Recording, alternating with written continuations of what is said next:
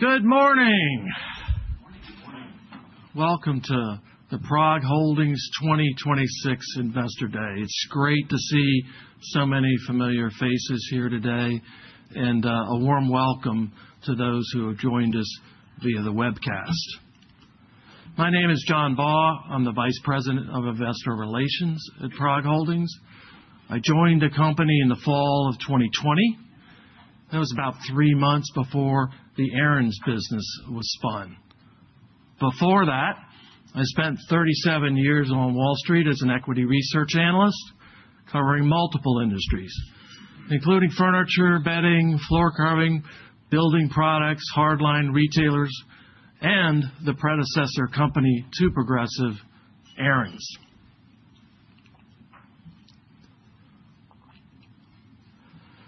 Couple of housekeeping items before we get underway. This is the Safe Harbor Statement. We will be making forward-looking statements today. I urge you to read the Safe Harbor Statement. I will spare you reading it myself. We do have our entire senior leadership team here today, and if there's anything I'm excited about, it's for you to get a chance to meet them for the first time. I also need to tell you that we're going to webcast this event. It will be taped, and there will be an archived replay available after the event concludes. I'm going to walk you through the agenda very quickly before we turn it over to Steve. So Steve will lead us off. Steve is our CEO and president, and what he's going to do is sort of set the table. He's going to talk about our product ecosystem and how the products that we've assembled under the PROG Holdings umbrella has set us up for growth with both our consumers and our partners. After Steve, we'll get presentations from our two largest businesses, the first being Progressive Leasing. That will be delivered by Nate Rowe. Nate Rowe is our Chief Commercial Officer, and I'm really excited. Part of his program will involve a fireside chat with two of our retail partners. Following Nate will be a purchasing power presentation. This is the business we just bought in January. That discussion will be led by Lee Wright, and he's going to talk about the opportunities in front of us to grow both the top and the bottom line of that business. At that point, we'll have the first of what will be two Q&A sessions, followed by a brief break. When we reconvene after the break, we'll bring up to the front John Trainer. John Trainer is the president of 4 Technologies, our fastest growing business, which is the BNPL business. A lot of runway there, an exciting story. You're going to look forward to hearing from John. Following that, we'll bring Lee Wright back up to the stage. Lee Wright runs MoneyApp. MoneyApp is our short-term financial solution product, which we are scaling rapidly. Then we'll bring up Sridhar Nalani. Sridhar is our Chief Technology Officer, and Sridhar is going to sort of tie these presentations together from a tech perspective. He's going to discuss how what we are doing on investments, both historically and prospectively, has set us up to enhance both the consumer experience, our partner experience, and help us grow. At that point, our CFO, Brian Garner, will come up, and he'll tie together the presentations from a financial perspective, including giving, for the first time ever, a 3-year financial outlook. At that point, Steve will come back up, wrap things up. We'll have the second of our 2 Q&A sessions, and then we'll promptly conclude at 12 noon. So with that, I'd like to get started, turn the presentation over to our President and CEO, Steve Michaels. Thank you.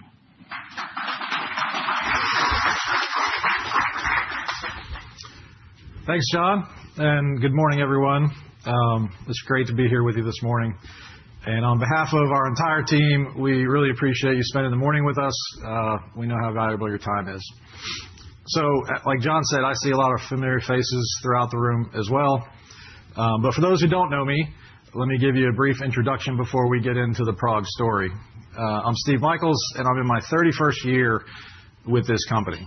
The first 25 of those years was spent with the previous parent, the Aaron's Company, before we separated the businesses in 2020.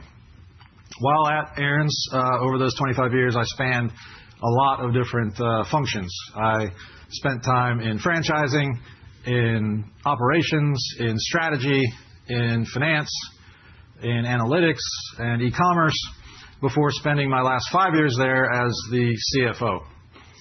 During the spin transaction, I was fortunate to be offered the role of leading PROG into its next phase as a standalone public company. So as you can imagine, over these 30 years, a lot has changed. But there's been one constant, our customer. And this customer deserves to be treated with respect and provided with solutions that solve real problems in their lives. And we are certainly proud of the service we provide and the lives we've had a positive impact on. So we're excited to share the PROG story with you today, the first ever Investor Day for us.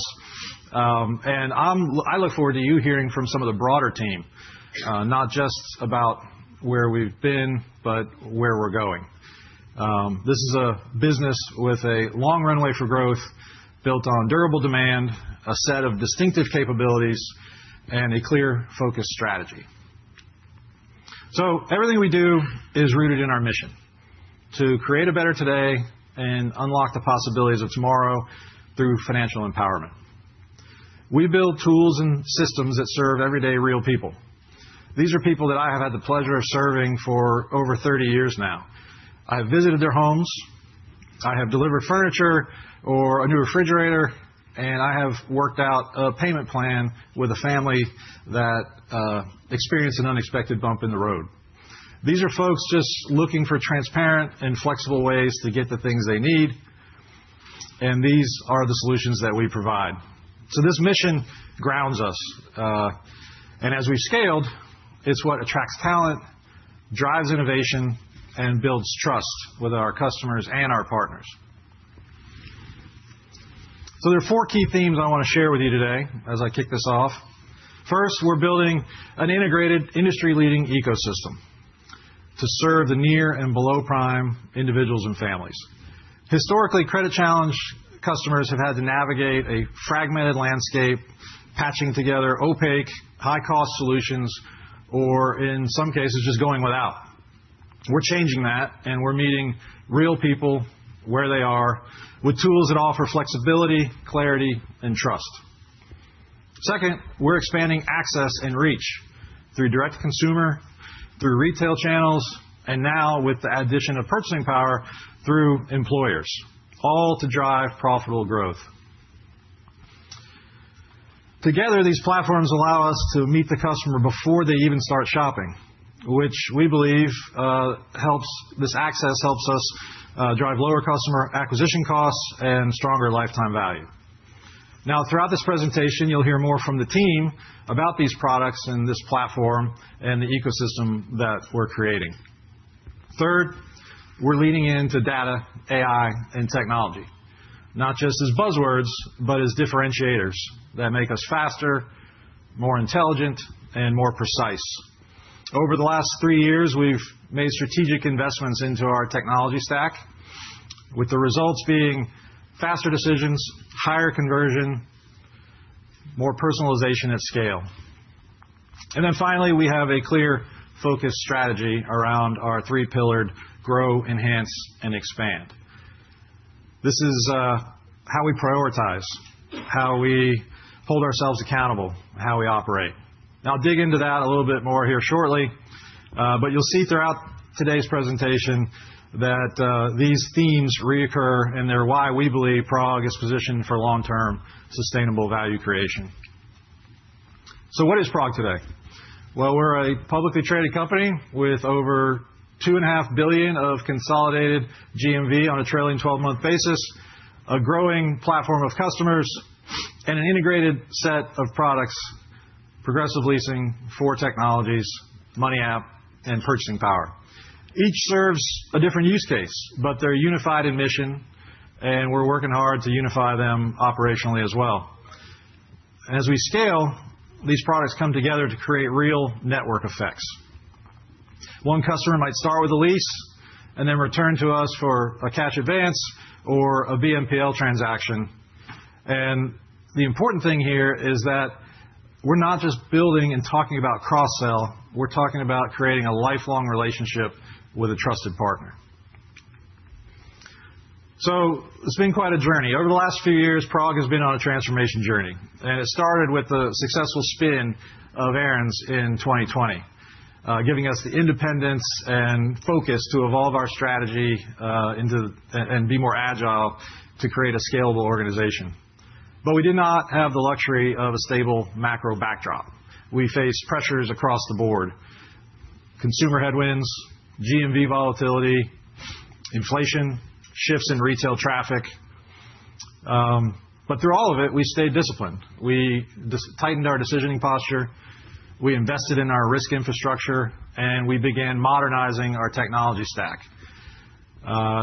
This was all to lay the foundation for something much bigger than a single product business. Because we knew that to reach more customers and be more meaningful and unlock more durable growth, we needed to evolve. Because we're building a financial ecosystem that brings together data, decisioning, and access, all tailored to serve the financial realities of a consumer base that's 100 million strong. And all of this is possible by our shared infrastructure. Cross-product data that improves risk accuracy, personalization, and marketing. A harmonized decision engine that gets smarter with every transaction. And omni-channel distribution from in-store to mobile to employer portals. We're also embedding more intelligence into the customer journey, from smart pre-approvals to re-engagement, which help drive conversion and improve lifetime value. But it's important to know that we're not trying to be all things to all people. We are leaning into the areas where we have a right to win. And that means scaling and investing in the businesses where we've proven product market fit and the data support profitable growth.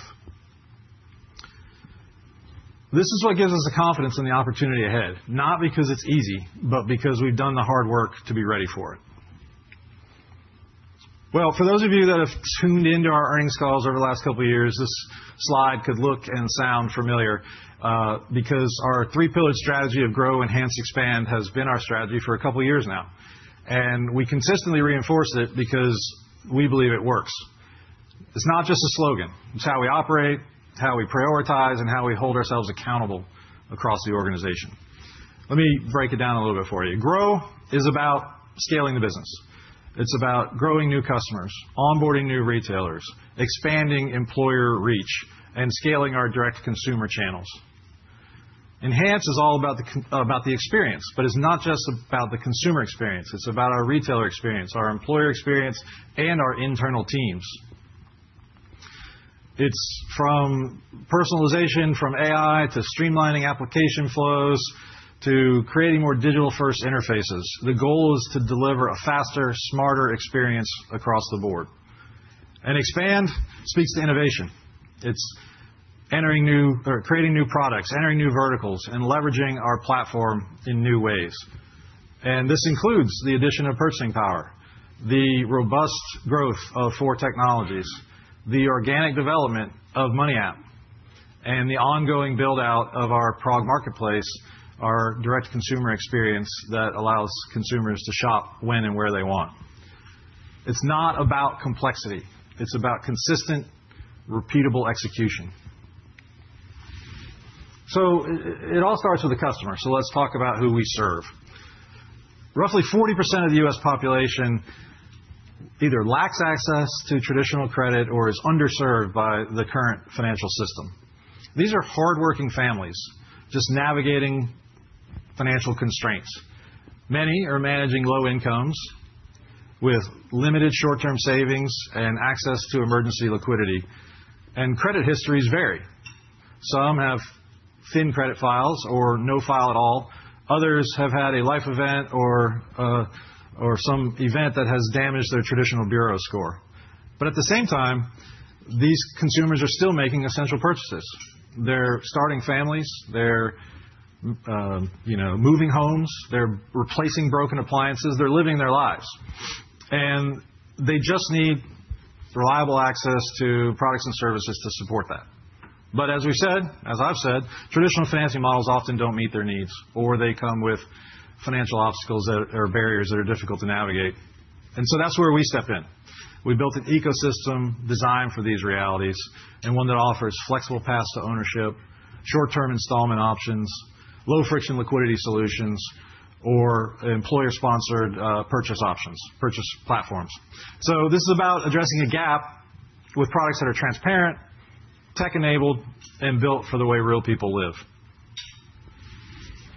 So what's powerful about the ecosystem is that while the entry point across the products may differ, the profile is remarkably consistent. We see strong commonalities across our platform. Most are earning under $100,000 annually. Many are navigating credit constraints, as I said, but they're digitally confident, mobile first, and they value transparency and control. And they're often making purchase necessities, not just discretionary splurges. So while their core attributes are shared, their entry point can differ.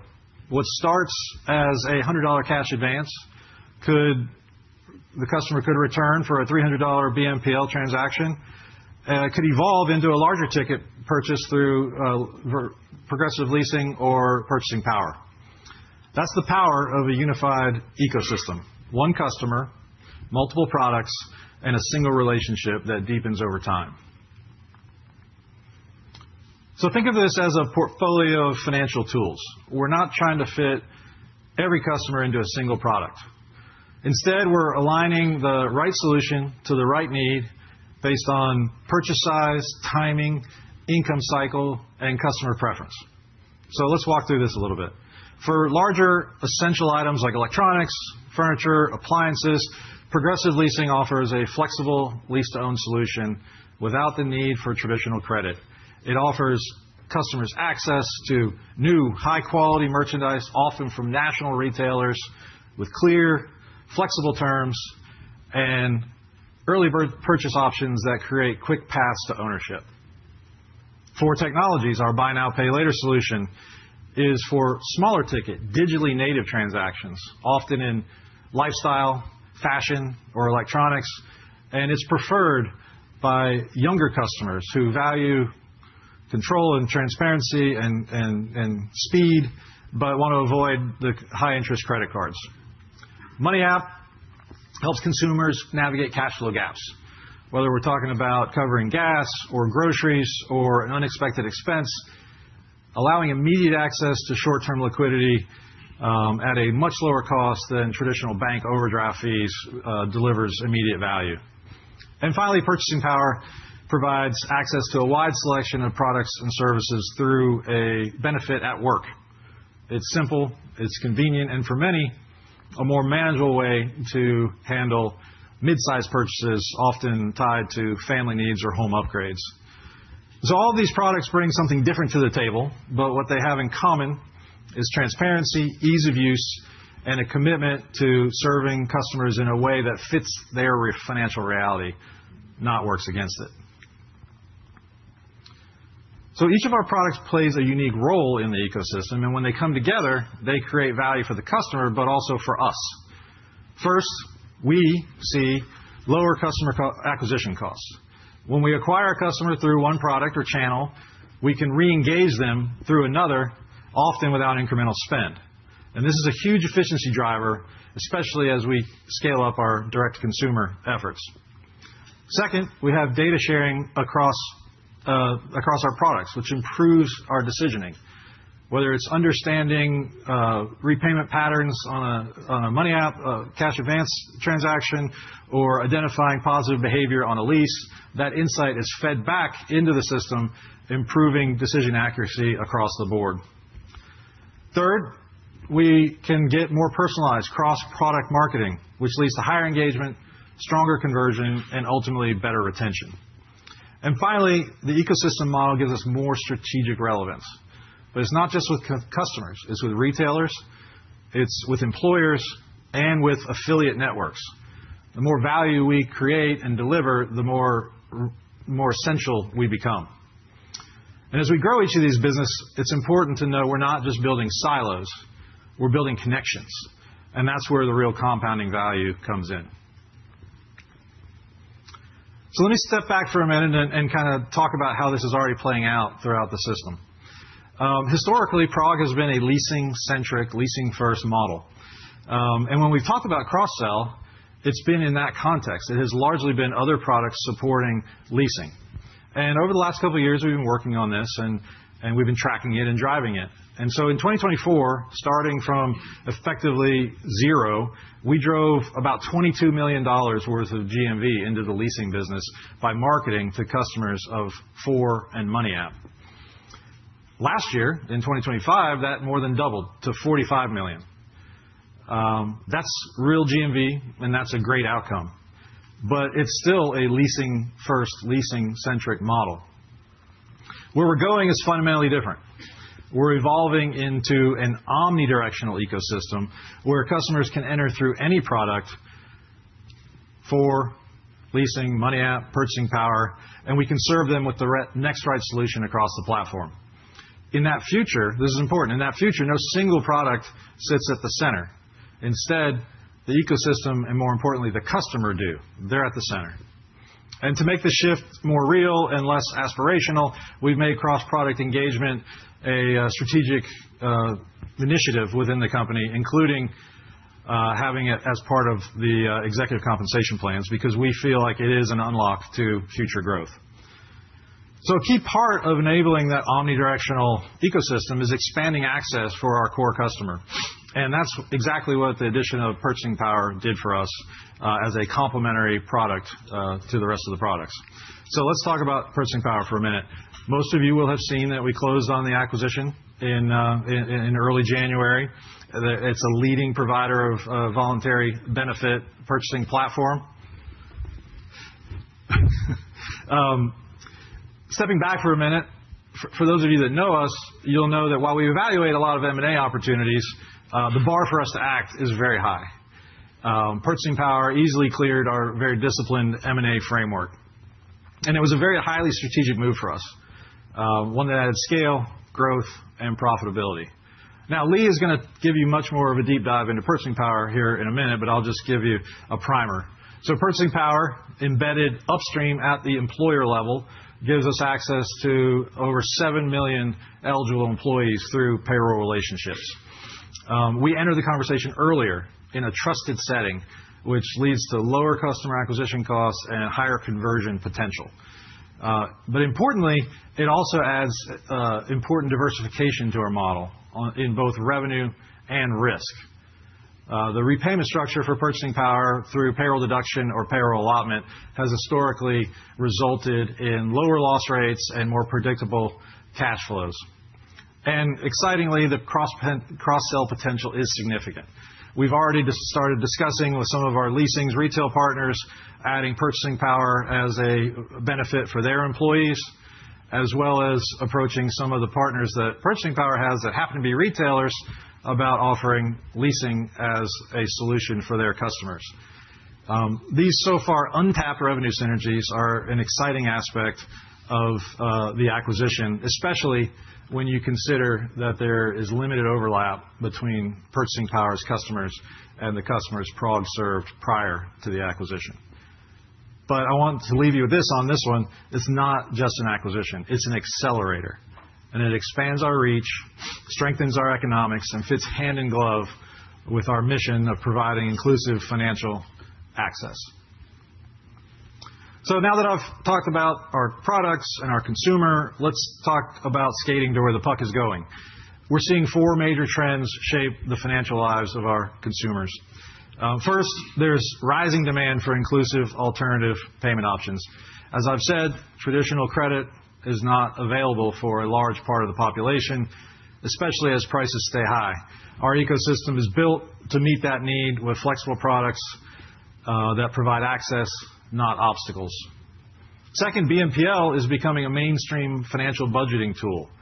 And Four Technologies is built for this. And it's not just for big purchases. It's for everyday spending. We offer simple, interest-free payments with a digital experience that younger customers prefer. Third, there's explosive demand for cash advance products. but there's also growing concern around pricing and transparency. Money App offers a low-friction, low-cost, fast, and consumer-friendly solution without any hidden fees or any tipping feature. And finally, customers expect a mobile-first embedded financial experience. And because our platforms share data and infrastructure, we can deliver just that. Smarter decisioning, seamless access across channels, and personalization at scale. PROG is well positioned to lead in all of these areas. So what sets us apart? What makes us hard to replicate?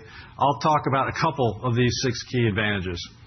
First, our unified proprietary data engine allows us to make faster, more accurate decisions, as well as drive personalized engagement that results in stronger conversion and continuous improvement across every customer interaction. Second, our award-winning customer care team provides solutions that are responsive, empathetic, and tailored to each customer's needs. And lastly, our reputation as the gold standard for regulatory and compliance excellence makes us the go-to partner for national retailers and large employers alike. These strengths allow us to be the leader in addressing consumer needs through an inclusive financial ecosystem. And we've made strategic investments over the last several years to strengthen these advantages. We've modernized our lease engine. We've added AI into our decisioning, marketing, and customer service. And we've scaled new brands and entered new channels. And we've done all of that while maintaining a healthy balance sheet and strong cash flow. So we all know that execution starts with people. And at PROG, we built a leadership team with the right blend of industry experience, operational depth, and strategic alignment. We bring together executives with strong backgrounds in finance, technology, operations, compliance, product, commercial growth, all with operating around a shared, with accountability around a shared mission. But what's most important is this team has led through both challenge and transformation. We've scaled new platforms, we've entered new businesses, and we've done it while staying focused and disciplined. I'm really happy to have this team here today, and you'll hear more from some of them throughout this morning's presentation. We're aligned, we're ambitious, and we're just getting started. We're also very fortunate to be guided by a great and diverse, highly engaged board of directors. Our board members bring deep expertise across financial services, entrepreneurship, product, marketing, compliance, capital markets, and they've been strong partners as we've evolved PROG into the ecosystem business you see today. They provide the oversight, governance, and long-term perspective that make sure that we're not just growing, but we're growing responsibly, sustainably, and with shareholders' interests front and center. It's a board we work very closely with and one that shares our vision of what this platform can become. Several of our board members are here today as well, and I thank them for their guidance and support. So let me bring it together for you as I tee up the next couple of hours for us. We built a business that is fundamentally different from where we started. And importantly, it's meaningfully differentiated from others in the market. We're delivering structural cost advantages through AI and technology modernization. We're unlocking compounding growth through a multi-product ecosystem. We're activating proprietary data to drive smarter decisions and stronger personalization. And we're doing it all through a distribution model that is deeply embedded with long-term exclusive retailer contracts, employer access, including many of the large Fortune 500 companies, and a fast-growing direct-to-consumer footprint. So our platforms are more connected, our teams are more aligned, and our strategy to grow, enhance, and expand are delivering results. This is a business positioned to scale efficiently, grow profitably, and create long-term value for shareholders. We're incredibly excited about where we are, but even more confident in where we're going. So with that, I'll get it started on the deep dives, and I'll turn it over to Nate Rowe, Progressive Leasing's Chief Commercial Officer. Thank you.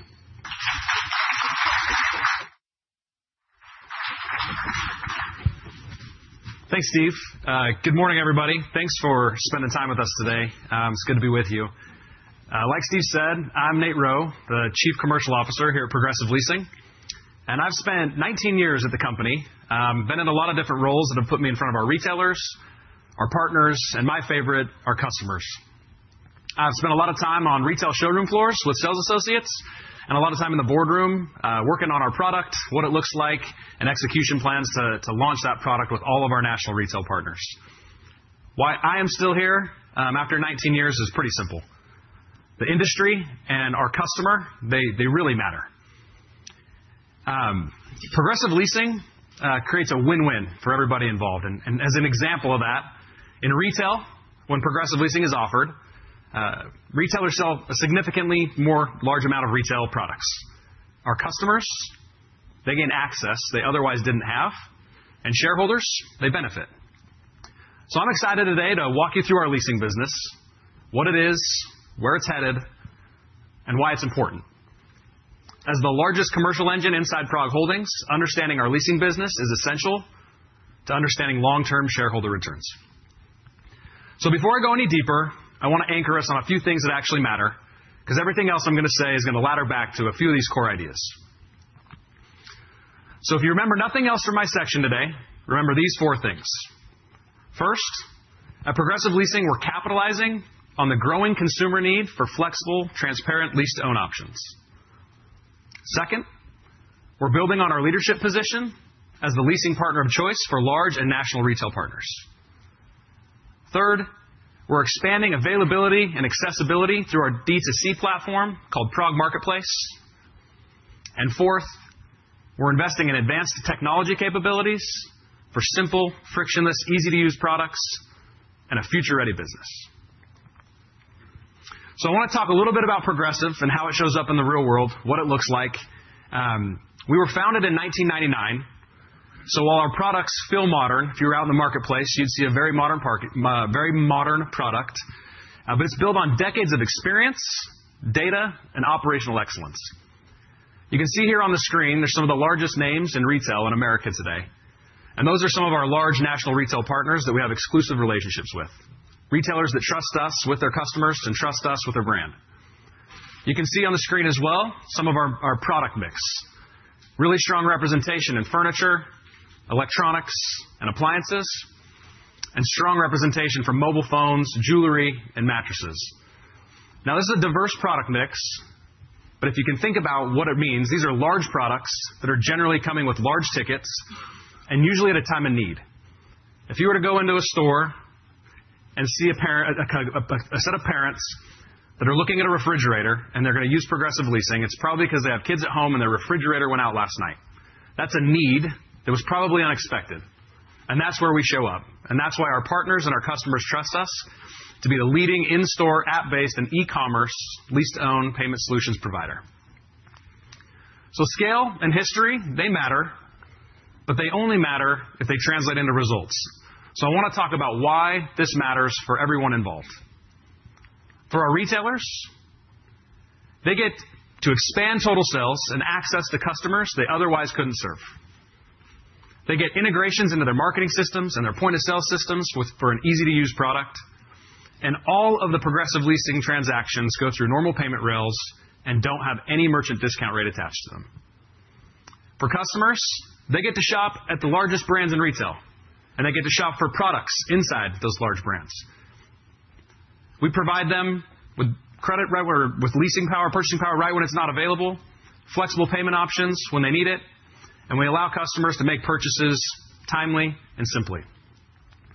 We also provide a seamless mobile experience that fits the world today and is easy and simple to use. So, the value only works if it is delivered simply. Anyone in retail will tell you complexity kills conversion, and simplicity is what matters. And that's where we win at Progressive Leasing. So I'm going to play a little demo here of what our product looks like so you can see it and how it shows up in the world. But before I do, I want to read a testimonial. Like I said earlier, one of my favorite parts of my job is I get to spend a lot of time with customers that actually use our product. And at Progressive, we survey our customers all the time to get even more feedback. This is a very easy one to read. Simple and fast. It literally took less than 5 minutes for the whole process. You'll see in this demo, that's not marketing copy or words on a slide. That's our product truth. So as I play this video, keep that in mind. At Progressive Leasing, everything starts with a simple application. Customers can apply online, through our mobile app, or in-store where leasing is available. After an application is submitted, instant decision is rendered. That provides an approval for customers that they can then start to shop for the merchandise that they're in need of. And those approvals, they last for up to 90 days, so customers can make the best decision for themselves.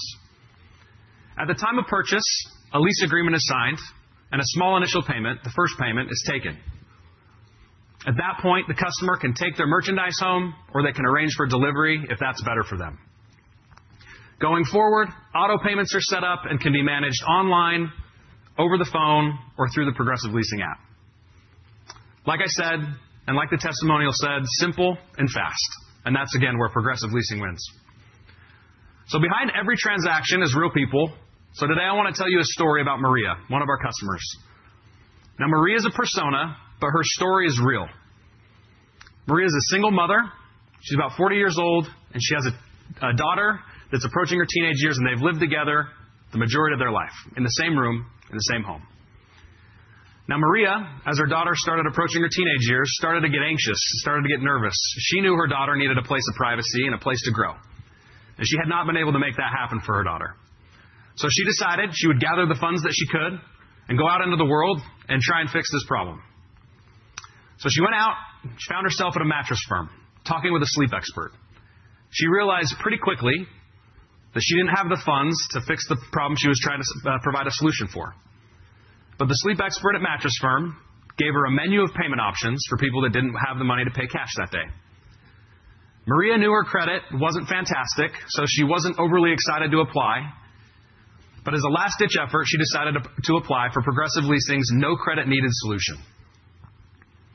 To her astonishment, in seconds, she was approved for up to $2,000. Maria had never experienced an approval like this before in her life. So you can imagine the transaction was pretty emotional. Tears were shed, tears of happiness, tears that allowed access to replace limitation. It was a special day for Maria. When she went home, her daughter's life changed that day as well. She now had a place of privacy, a place to grow, a place to sleep and rest and recover. But most importantly, Maria's daughter now had a place to dream. And that's what we do at Progressive, and that's what's important to us. We're not just enabling purchases, we're showing up for customers and creating possibilities at moments in life that really matter. So Maria's story, while it's true, it's not unique. Maria represents mainstream America, millions of customers that we serve each and every year. You can see the age of our customer goes from young to old and everything in between. Household income of about $50,000 a year. Subprime credit scores skew a little bit on the female side. But most importantly, they're all out there looking for something that they need. And that's where we show up for them. That's our goal. That's our passion. Serving the needs of an underserved population with simple, transparent, easy-to-use payment solutions at a time of need. So when you zoom out, the opportunity is pretty substantial. And we believe we're well positioned to capitalize on the growth drivers that are ahead of us right now. Earlier, Steve mentioned 40% of America, over 100 million Americans are credit underserved. And we see that group growing each and every year. Growing because more people are falling into those buckets, and the younger generation that's unbanked and traditionally does not like normal financial tools. They want simple, transparent, easy to understand solutions. We continue to see interest from national and large retailers alike. These retailers have a lot of shoppers in their stores, but not everybody's buying right now. They're looking for ways to help convert those customers that are on their web pages and on their showroom floors with a need ready to buy. There's a lot of pent-up demand tied to some replacement cycles right now. If you look at furniture and mattress and appliances, those industries have had some headwinds in recent years. And we stand at the ready to help our customers as those replacement cycles come through. And our retailers trust us to be there at the time that those products need to be replaced. And finally, I've said it a couple times now, I really like to hear from our customers. One of the main things I always hear from them is, how do I use the ability to buy with Progressive at more places? we continue to see expanding utilization in emerging verticals that are non-traditional lease-to-own categories. And that's really exciting to me and really exciting for our customer. So our strategy, it's built to capture these opportunities. I'm going to walk through kind of these 4 pillars so that you can see how we plan to execute. Because strategy is great, but you got to be able to execute it. And given the opportunity that we have in front of us, our strategy is very intentionally focused. First, we're going to continue to drive existing retail partner adoption and win new pipeline opportunities. Second, we're passionate about elevating consumer and retailer experiences, and we're going to talk a little bit about that in a minute. Third, we're going to expand our D2C model. We've created PROG Marketplace, an exciting place where people can shop for things that they need, when they want, where they want, outside of retail if need be. And finally, we're executing a technology roadmap that has our product in a really good place today and our business ready for the future. So strategy only matters if you can execute on it, like I said. So let's take each of these a little bit deeper and go through them one by one. First, we're continuing to solidify our leadership position with leading national retailers. It's one of our greatest strengths to have these partners, and they look to us because of our unmatched compliance and operational excellence, our ability to have full-stack, consumer-friendly payment capabilities, and deep integrations into their systems, as well as account teams across the country that support their business and ours. One of my favorite stats from this last year is about 70% of our GMV is now contracted into the 2030s, exclusively with our national retail partners. That doesn't happen unless things are working operationally, commercially, and reputationally. In fact, I think one of our retail partners said it best. You're not just the best partner in financial services, you're the best partner, period. So this foundation allows us not just to retain partners, but to accelerate momentum across our ecosystem. Still focusing on our existing relationships, we've got great products and decades-long relationships with our national partners. That allows early transactions into our ecosystem and cross-sell opportunities. It allows us to focus on what we can do in the future together. In the new large regional and national space, we continue to sign up new partners each and every year. And one of my favorite stats from last year with one of our large retailers is over 75% of the applicants that came to Progressive were net new customers of PROG. And in the SMB space, we continue to target organic growth, and we continue to see more and more people in that SMB space look to us for our differentiating qualities, and we are investing in firepower in that space to grow that SMB business each and every day. You can see our position as the payment solution partner of choice continues to grow, not just for large retailers, but retailers of all size. Second, and we're passionate about this one, elevating consumer and retailer experiences. On the customer side, customers get streamlined application experiences that reduce friction, enhancements each and every year, smart decisioning capabilities, accelerating approval flow, so that's more approvals for more dollars today, not in future quarters, and improved web and in-store experiences that reduce friction and make our navigation and design simple to use. From a retail standpoint, we're transforming how retailers work with PROG. We're modernizing our retailer experiences, making it easier to use, faster to launch. For our existing partners, we have faster and easier integrations, enabling retailers to pilot things in days, not quarters, not years. They can try things quickly. These areas are a big reason why we have 5 to 7 year contracts, and those 5 to 7 year contracts enable us to invest in long-term capabilities for our customer and for our retail partners. Third, we're expanding our D2C model through what we call PROG Marketplace. Like I said earlier, this allows customers to shop for what they want, when they want, in leasable categories. This increases the frequency and personalization with which we can communicate with our customer. And I think most importantly, this allows customers to view Progressive Leasing as an extension of their existing wallet. We want them to be comfortable. We want them to be able to shop just like they'd shop for anything else. And the marketplace is growing in adoption, and we're really excited about where it's headed in the future. Our last strategic pillar, technology. Underneath everything you've seen and heard today is a platform built to scale. Our faster partner integrations allow for consumers to transact now rather than future quarters. Our AI-driven decisioning and customer service allow more focus on our cross-product ecosystem.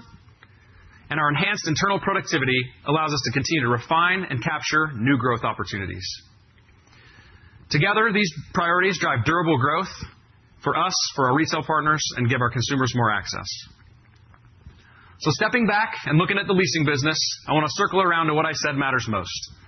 At Progressive Leasing, we're passionate and we're capitalizing on the growing consumer need for transparent, simple-to-use payment solutions. Second, we're building on our leadership position as the leader in the space and the leader and the LTO provider of choice for large and national retailers. Third, we're expanding availability and accessibility through PROG Marketplace, our D2C platform. And fourth, we're investing in advanced technology capabilities that have a modern, simple, easy-to-use product today and a future-ready business. With that, I'm excited to have two of our national retail partners join me up here on the stage today for a discussion about Progressive Leasing and why it matters to them. So please help me welcome Jody Putnam and Lisa Walker up to the stage. Thank you. We got a lot of chairs. We can just jump in right here. I think you got to turn it on.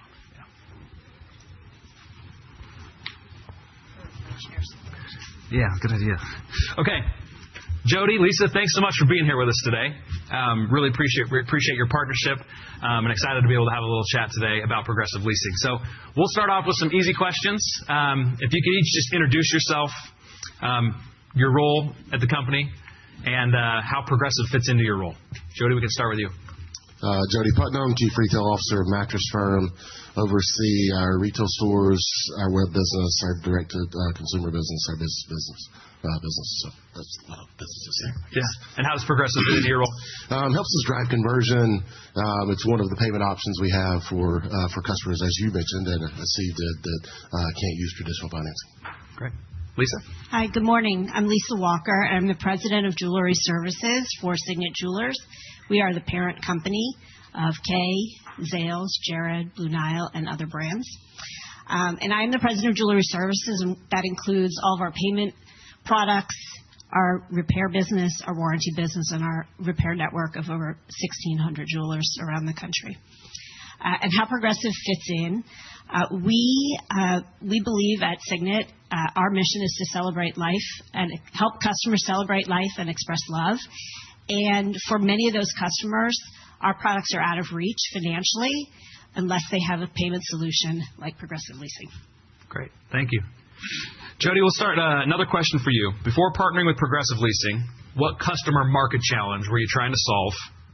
And what does Progressive Leasing do to enable a solution to that problem? You know, at the time, this was 16 years ago. 16 years ago. We had another competitor in the space that was using Progressive, and we thought it was a conversion play because we would have customers that we believed left our store and purchased from them. And that turned out to be true. What we didn't realize before partnering was that it wasn't just a conversion play. Because Progressive did drive conversion, but also average order volume. Our average order volume was about 40% higher with PROG leasing than it was with credit cards. That remains true today. And then it also drove traffic because once you put signs in the windows, the Progressive name, people knew what it was. The idea of lease-to-own, which I didn't know what was at the time, our customers certainly did. Appreciate that. Lisa, how about on the Signet side? Somewhat similar to what Jody said, but for us, we had an in-house credit solution, and when we decided to get out of that business, we were looking for payment partners that could help us service the entire credit spectrum because we want to make sure that we can close sales for customers regardless of their credit score. And so Progressive Leasing offered that to us. I'll build on what Jody said, which is the signs in the window, et cetera, gave people confidence that they could come in and complete a purchase and not be embarrassed that they didn't have the funds to be able to purchase the item for their spouse, their partner, their mother, et cetera. Appreciate that. So you talked a little bit about how Progressives fit into your businesses. I wanted to ask, what drove the decision to partner with Progressive Leasing? Obviously, there was conversion, there were different things, but why Progressive, and what drove that decision, and how does it align with your strategic priorities around customer access and growth? Yeah, go ahead. So I think you touched on it, and Steve touched on it earlier. The innovation, the technology, the compliance, all of those things were very important to us as we got out of our own credit business. And so, this whole idea of being able to bring in customers across the credit spectrum. And we stay with Progressive, one, because we have a long-term contract, but more importantly, it's about the innovation that Progressive is bringing to our business. And for a lot of our customers, they've used a Progressive lease either with us or somewhere else, and they come back, and that drives loyalty for us. Thank you. Jody, on the match term side? I think there's really two reasons. One, any partner that you're going to have, particularly in this space, you want to make sure that they live up to the customer service expectations. And we believe that Progressive would. That's turned out to be monumentally true. I think the best version of that was in 2020. It's not the most recent version, but the best version in 2020. Obviously, a lot of customers in this space, many of them lost their jobs or were furloughed or what have you. And Progressive's, for those of you who don't know, Progressive reached out to all the customers during that time frame and extended terms as necessary to help them through it. And that certainly drove loyalty to Progressive from that customer, but it also helped with the retailer partner. The other is that, our mission is to improve lives through sleep. And having Progressive on the floor, or at least own option in general, democratizes that. We often talk about health being a three-legged stool of sleep, diet, and exercise. And it's in the U.S., we're the 34th most healthy country on earth, but we shouldn't be. We have unfettered access to food. We exercise more than most, but we also wear not sleeping like a badge of honor. And so that is starting to change. And what's happened is that many use financing as an option to help that because, fortunately for us, I guess, unfortunately, I don't know how you say it, but the better products cost more. They do help you sleep better, but they cost more. And Progressive has helped democratize that. It's allowed more people to buy the product that will help them be healthier. Love that. Okay. A couple more questions here. What impact have you seen since working with Progressive, whether that's customer satisfaction, sales going up, the ability to serve a broader customer base? I think we've touched on a little bit, but any specifics that we haven't touched on that you want to call out? Lisa, we can start with you. I think Jody mentioned it. Our AOV with this customer cohort has increased by giving customers access to Progressive. And one of the things that we did in partnership with Progressive this past year was we enabled something called split tender, which is a customer had $500 that they could use to buy an engagement ring. And so by enabling split tender, the customer was able to use their $500 and then also add a lease to that. And that has really helped. Customer satisfaction is high. I mentioned that earlier. People have come back, repeat, strong NPS scores. So our customers are happy with the product once they've engaged in it. And the other thing I would say is it gives confidence to our sales associates. And so our sales associates know when a customer comes in, if they don't have open to buy on their traditional credit card, that they still can close a sale, and that's huge. That's huge for us. And one of the things that Progressive has done is they have a strong field sales support system, and so it creates a flywheel with our sales associates. They feel confident selling, they close more sales, and that creates that flywheel. Great. Jody, on the match term side? Yeah, I mentioned earlier the AOV conversion and traffic. It's also really good margin-wise because it's a less expensive financing option for us, and so that helps us. And Lisa mentioned the rep force. That's been incredibly important. Heck, we built it together. I mean, right. It was I guess it was about 13 years ago. The idea of not just selling new clients, but teaching the existing teams how to use the product wildly important. We've asked other of our partners in the same space, not lease to own, but in the financing space, to do that as well. And they've all stepped up and begun to do it too, because it's so important for what Lisa mentioned, that confidence on the sales floor. Great. Okay. We've both been partners for a long time, over a decade, near a decade. What advice would you have for a retailer who doesn't have a lease-to-own provider today and is trying to make that decision to do lease-to-own and who to do it with, knowing that we've been partners for a long time and knowing that competitors in our space have talked to you multiple times? What advice do you have about lease-to-own and how to choose a partner? Lisa, you want to go first? Oh, you want me to go first? Again, I think and I said this earlier, lease-to-own fills a gap in our payment solution suite, because it attracts and converts customers that wouldn't otherwise be able to complete a purchase. And so I think lease-to-own is a really important piece of our payments ecosystem. And I said it earlier, the partnership that we have with Progressive is second to none, which is why we're here. Jody and I are both here today to support PROG at their Investor Day. But again, it's about innovation, quality, support. I think that's what Progressive brings to us. Yeah, I think my first answer would be definitely get a lease-to-own partner. The second would be make sure you find one that you can trust. If you go back to how do you bring it to life, there's pretty significant systems integrations that, at least in my experience, have gotten better every year as we've worked together longer. The training that we do with associates stacks year after year, so the longer they're here, the better they get, because the more training they've had. Those are things that make the relationship sticky, and it's because they're hard to unwind. So you want to make sure that you have a partner that you can trust, because you're better off if you are in a long-term partnership. Great. Okay, last questions. Looking ahead, what do you value most about your relationship with Progressive Leasing, and how do you see it evolving, and what gets you excited for the future? Jody, we can start with you, and then Lisa will wrap it up. I think the partnership in general, every quarter we get together and we do a business review. That's important. We do that with most partners. I think from an evolving standpoint is continuing to lean in with marketing. Since Andy's joined your team, we've spent more time looking for ways to partner together to drive traffic, whether it's new traffic or repeat traffic. So I would imagine that the evolution will come there, and how do we get more feet in the door? How do we get more eyes on our website? Awesome. Lisa? So I mentioned it earlier. It's the partnership, it's the innovation, it's the willingness to try things, and our ability to try those quickly based on technology.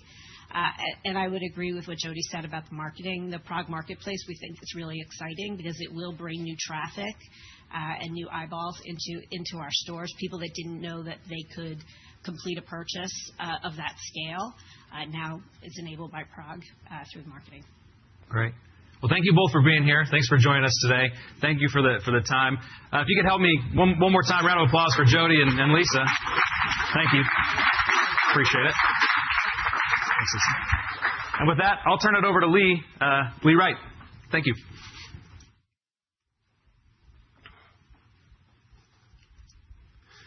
Good morning, and thank you for joining us today. I'm Lee Wright, President of Purchasing Power. Before I begin my overview of the company, I wanted to walk you through, and as the newest member of the PROG team, walk you through both my personal and professional background.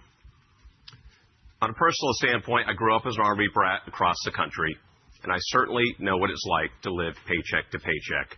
However, I can assure you, my family was much more fortunate than others that I grew up with. Many of my best friends lived in trailer parks, and their trailers weren't double wides.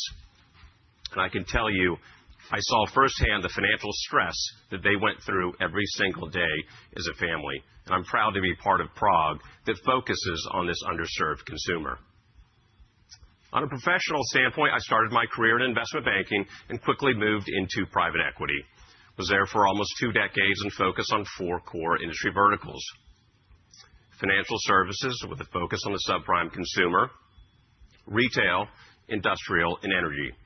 After I left private equity, I went into operations and ran an energy company as CEO, and quickly then was recruited into Conn's Home Plus, a publicly traded consumer durable retail company with a focus on the subprime consumer. While there, I was both Chief Financial Officer and then ultimately Chief Operating Officer, where I had responsibility for both the in-store and online retail segment of the business, as well as the credit and collections segment of the business. I left there in early 2021, did some consulting for both retail and financial services companies, and most recently was CEO of the Vitamin Shop before leaving in the middle of last year. So as you can see, I have a long background in both retail and financial services. I originally got to know Progressive while I was at Conn's HomePlus, because while they actually brought in Progressive Leasing as our virtual lease-to-own option for our customers who either didn't qualify for Conn's in-store financing or simply wanted the flexibility of a lease. So it was there that I saw firsthand the way that Progressive Leasing treated their customers in a flexible, transparent way, and where I saw the leadership team of PROG. So when the opportunity came up to join Steve and the team at PROG and run Purchasing Power, I was incredibly excited. So with that, let's walk through Purchasing Power, which has a long track record, a powerful moat, and is a highly strategic acquisition for PROG's growth story. You see, Purchasing Power is not just a differentiated business. It's a platform for strong growth, which can scale across a massive, underpenetrated employee market. So there are three key messages I want to leave you with today. The acquisition of Purchasing Power represents an expansion into a very large employee market through a nationwide employer-based network, which provides millions of underserved customers access to needed products and services. Purchasing Power delivers a differentiated payment solution, a payroll deduction and allotment, which provides better repayment outcomes and delivers a positive risk profile for the PROG portfolio. You see, we're leveraging integrated data, access, and ecosystem relationships to generate organic growth while serving as a cross-pollination engine across PROG's B2B and B2C channels. Purchasing Power is not just a standalone asset. It truly is a strategic multiplier. So at its core, Purchasing Power is an e-commerce retail purchasing platform built on a moated B2B2C platform. We provide employees with the ability to purchase brand name products and services and pay over time through payroll deduction. This is a triple win all the way around. It's a financial wellness benefit for employees. It's a no-risk, no-cost offering from employers, and it provides predictable repayment behavior for PROG. Now, Purchasing Power is primarily distributed through a national network of benefit brokers in addition to a small but mighty direct sales force. We have over 360 established employer clients. We have 7 of the top 30 U.S. employers. We have 48 Fortune 500 companies as partners. And that creates over 7 million eligible employees for us to target. We have approximately 98% client revenue retention, which shows the sticky relationships we have and repeat buyer behavior. And with the revenue base, it truly serves as a revenue diversifier and a risk mitigator for PROG. So let's walk through how this works. And before I do, I want to talk about Don's quote because I love it. I absolutely love Purchasing Power because I can shop from home. It's convenient, and they take payments directly from my paycheck, so I don't have to worry about making a payment. I've never had a problem with any purchases. You see, this is a set-it-and-forget-it option for a consumer. They can make the purchase, and then it's just deducted from their paycheck. Purchasing Power's payment solution eliminates friction, reduces financial stress, and increases likelihood of repayment. So let's walk through exactly how this works. First, employees register, create the account online or in the app by selecting their employer and pay frequency.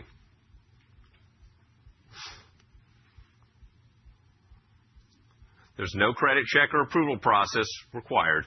Employees do need to meet employer-specific eligibility requirements. From here, they receive a personalized spending limit based on salary, tenure, and other factors.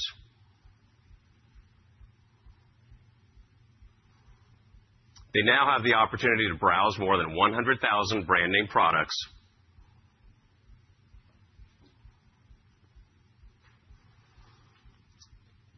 And upon checkout, they see the total cost, payment schedule, delivery estimate, and provide an estimated delivery date. And Purchasing Power places the order with the vendor, and the vendor ships directly to the consumer. Payments are automatically deducted from paychecks in installments, primarily over 12 months.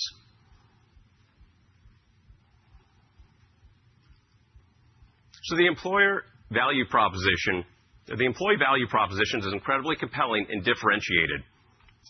We provide customers with immediate spending power with no credit checks, repayments and transparent fixed installments, and a broad selection of brand name products and services. So within the PROG ecosystem, Purchasing Power plays a critical role as it reaches a stable employed customer base with strong repayment behavior. Within the ecosystem, Purchasing Power creates cross-product opportunities and improves risk outcomes, and ultimately deepens customer lifetime potential.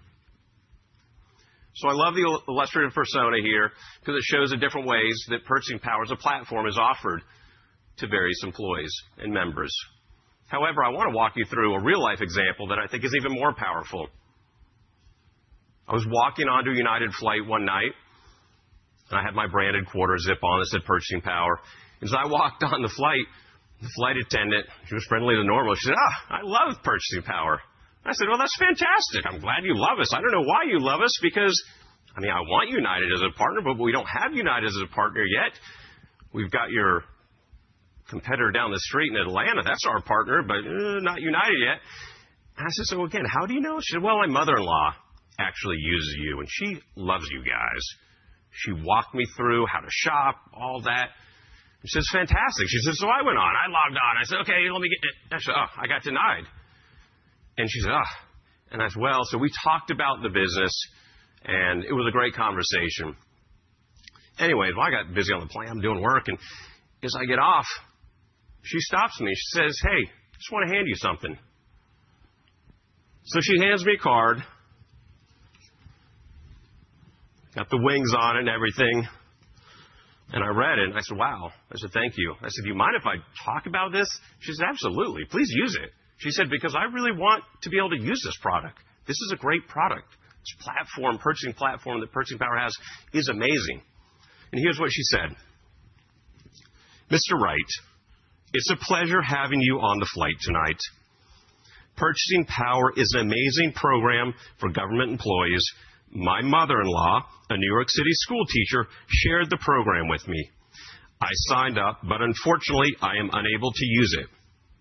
It would be really nice to extend the program to fellow flight attendants. Thank you for hearing me out, Houston-based Morgan. That's the kind of power and level of desire that people have to have this program because they know that it helps them. It's not the first person I've heard, but it's the first person they handed me a card like that, which I thought was fantastic. So let's talk about how Purchasing Power is distributed, because we do have a unique channel to access the market. We do partner with benefit brokers, which are typically a subset of the typical insurance brokerage firms. You'll think Aon, Willis, Mercer. There are voluntary benefit insurance brokers that just do that solely. And we do have a direct, like I said, a small but mighty direct sales force. But this is a really unique channel for us because it provides us with significant distribution scale. It's a sales amplifier without the fixed cost. And benefit brokers are incentivized to sell this product as well. It's something that really solves a problem for the employers. And it's definitely something new. It's not your standard disability insurance, identity theft protection, pet insurance. And it really does resonate with an underserved segment of the population. And there's true alignment as well with our brokers that are distributing this product. You see, they don't get paid by just bringing a new client that we sign up. They don't get paid when a customer makes an order, a purchase with us. They only get paid as payments are made and deducted from their paycheck. So the alignment is there with us and the brokers. And the alignment is clearly there for the employers as well. Because, again, It creates real value for them. It's no risk, no cost. It provides a holistic solution to the stress that many of their employees are facing. So it helps improve employee loyalty. And we truly believe there's significant growth potential in the untapped employee benefits market. So now that you have a better understanding of the business and our go-to-market strategy, let's discuss the near-term industry drivers. There's growing demand for predictable, low-friction payment methods, especially as employees have continued to endure economic pressure. And we're seeing an expansion of voluntary benefit marketplaces, making it easier for employers to adopt new programs. And there's increasing interest from brokers. You see, Purchasing Power sits at the intersection of payment solutions, financial wellness, and employer benefits. And we believe that convergence is accelerating. So we have 4 key levers to advance PROG's growth strategy. The top 2 chevrons over here on the left are levers that Purchasing Power could have done on its own as a standalone entity. The bottom 2 chevrons I'm going to walk through show you the power of being part of the PROG ecosystem. So the first chevron, look, as I talked about, we have over 7 million eligibles today. But not all eligibles are our target demographic. But if you go back to Steve's slide early, he talked about 40% of the population being credit constrained, underserved. Well, that's fine. Let's take 40% of 7 million. I'm at 2.8 million, what I would view as my eligible true target demographic customers. Well, I have less than 300,000 active users today. So I'm at approximately 10% penetration of my target market. I have a massive opportunity through better marketing, making sure I've got the right retail catalog that meets the needs of these employees to grow my revenue without even trying to do the second chevron, and that's adding new clients. Of course, I want to add new clients. I mean, look, and we will continue to work on that. I mean, but because you think about it, I've got 7 of the top 30 U.S. employers. That means I don't have 23 of the top 30 U.S. employers. 48 of the Fortune 500. I've got 452 that is still available to me. And we truly believe that Purchasing Power is the only company of our scale and size that can handle these enterprise relationships. So we think this is ours to win. So the third chevron, by being part of the PROG ecosystem, we can leverage shared data to improve decisioning. We can also cross-promote to our existing retail partners. So you heard from the wonderful firms of Signet Mattress Firm. Look, obviously, we want to make sure we introduce this as a voluntary benefit, and those discussions are underway. And there's other amazing enterprise relationships that PROG already has, and we want to make sure that we're offering the voluntary benefit of Purchasing Power within their companies. And we have other products, clearly. Money App. Well, employees of these companies that are already our partners, I guarantee they're already using these other products. So if they're going to use them, why don't they use the PROG products? And how do we cross-promote those? And finally, we truly believe that we can use payroll allotments as a strategic direct-to-consumer lever, which is a whole nother broader opportunity here. All of these initiatives compound over time, creating a durable, multi-year growth engine for PROG. So let's walk through the key takeaways again. First, Purchasing Power gives PROG access to a large, attractive employee market. Second, our payroll deduction and allotment payment solution provides PROG with a differentiated, lower-risk repayment model. And finally, Purchasing Power is truly a catalyst. It's enabling organic growth, fueling cross-pollination, and deepening our ecosystem advantage. This business is proven, it's defensible, and it's positioned for meaningful, sustainable growth. I hope you can tell how excited we are, and then I am, about the future of this business, and I look forward to discussing the opportunities ahead. Now I'd like to welcome John Baugh, Vice President of Investor Relations, back up to the stage to kick off the Q&A portion of the presentation. Thank you.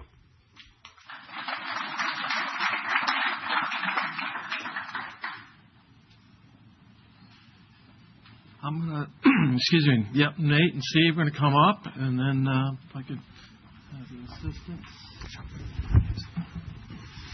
Let me walk you through the Q&A process very quickly. So I've got two teammates who have microphones, and they'll be available. So when we're ready for questions, I'd ask you to raise your hand and state your name and your firm's name. And then if we can keep it to one question and a follow-up, we'll try to get more questions in that way. Before, though, we get started, you may have seen early this morning we issued a press release. It relates to purchasing power and revenue recognition. And I'd like to give Steve the opportunity before we start the Q&A to address that press release. Steve? Sure. Thanks, John. So in my previous life, like I said, I was a CFO, and I had an active CPA license for about 20 years, and I found when you start talking about technical accounting, you lose the room pretty quickly, unless it's a very special group. But we did want to talk about it kind of just to get it out of the way.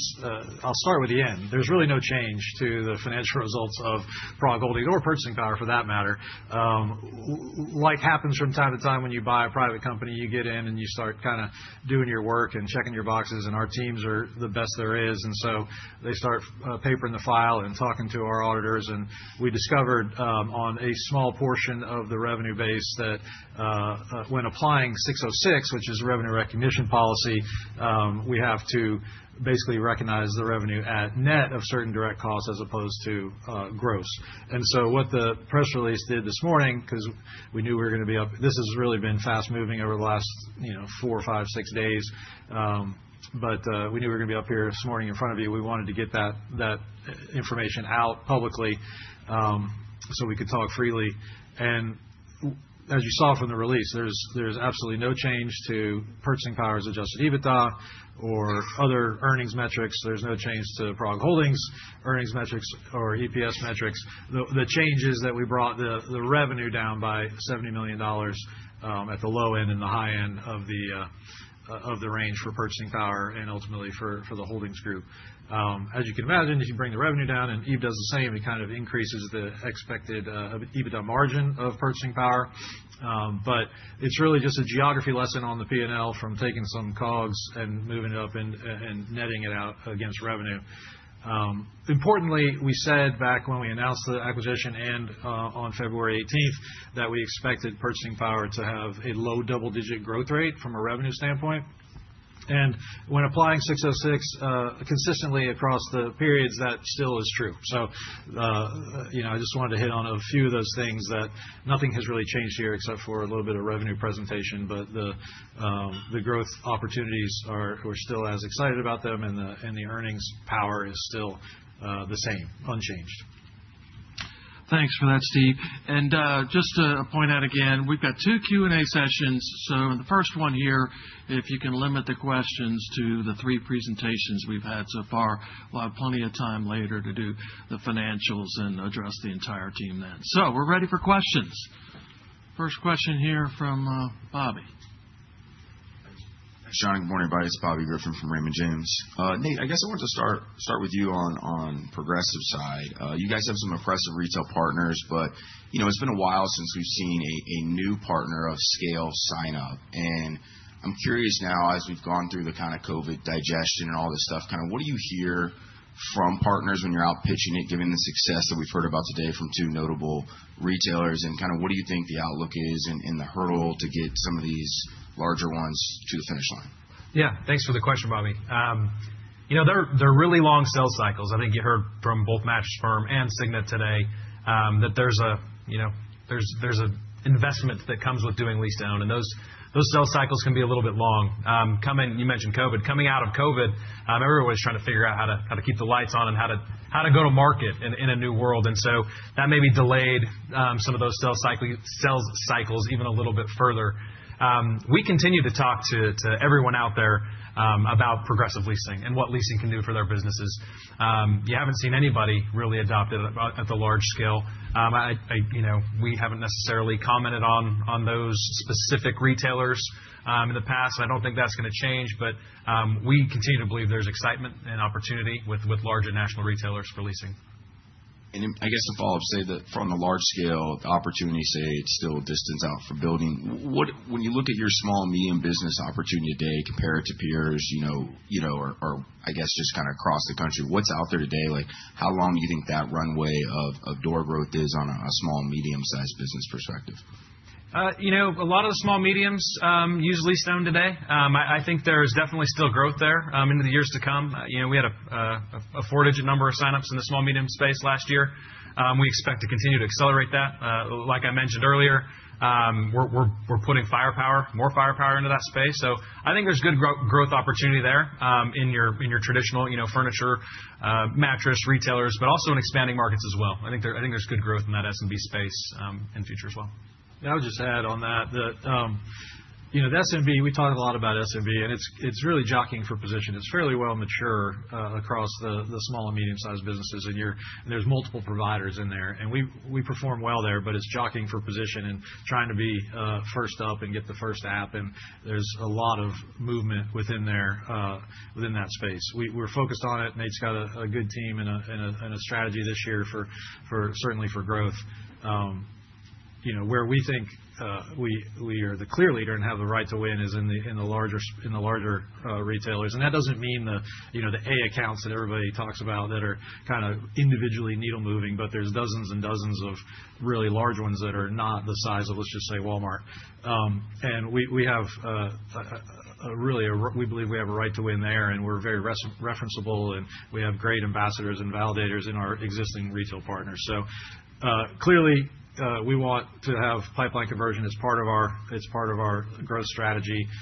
We have given up on predicting the timing of that because we will be always wrong, but it's a big focus of ours. Thank you. Question in the middle here from Kyle. Great, thanks. All right, good. Hey, Kyle Joseph with Stephens. Thanks for the presentations today. Good to see you again, Lee. I just want to talk about kind of the evolution. PROG has obviously evolved a lot in the last 5-10 years. And then we understand what's going on in terms of furniture and mattress demand, but kind of moving over to the supply side, talk about the evolution of kind of the payment waterfall for consumers at retailers. Historically, it was primary, secondary, tertiary, but talk about how that's evolved in the last 10 years with other products and how PROG competes.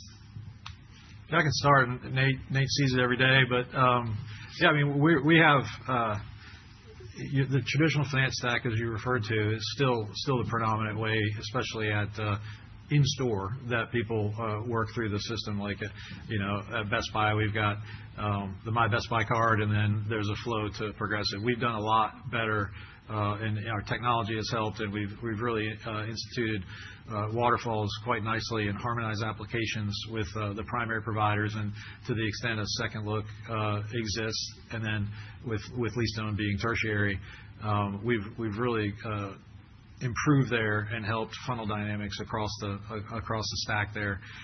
There's certainly some other providers that are out there and have a brand name that drive traffic, and but our retailers are very keen on making sure that doesn't divert apps from the traditional flow, because they want to make sure that to the extent that there are apps coming in a different flow, that they still have an opportunity for the declines to be offered up a Progressive leasing option. So those things are evolving, and in fact, our partners are probably our best ally in that to help make sure that we're getting as many at-bats as possible. Great. And then, follow up. Nate, you've obviously been there a long time, and kind of thinking back to pre-COVID when it was part of Aaron's, Progressive was one of the most kind of predictable companies I covered, in terms of top line growth and whatnot. Obviously, COVID really turned things upside down, not just for Progressive, for a lot of things. But, it kind of gives a sense for the outlook. You talked a bit about the pull forward of demand in terms of furniture, mattress specifically, but I'm a finance guy. I don't cover those companies, but in your discussions with retail partners, the outlook for growth, particularly furniture and mattress. Yeah, it's a tough industry when they've had the headwinds that they've had, right? And I think they all certainly expect a tailwind from those replacement cycles to come around and to come around quickly. You've certainly seen some players, really struggle through coming out of COVID and furniture and mattress specifically. But the partners that we have, we're really confident in their ability to execute on those replacement cycles, and I think their confidence in us to help make sure that's a tailwind and a positive for them and us is pretty strong.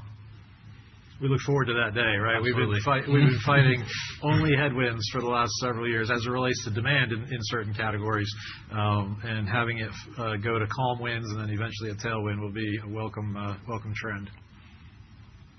Vincent, did you have? Thanks, Kyle. Vincent, if you can wait for a mic.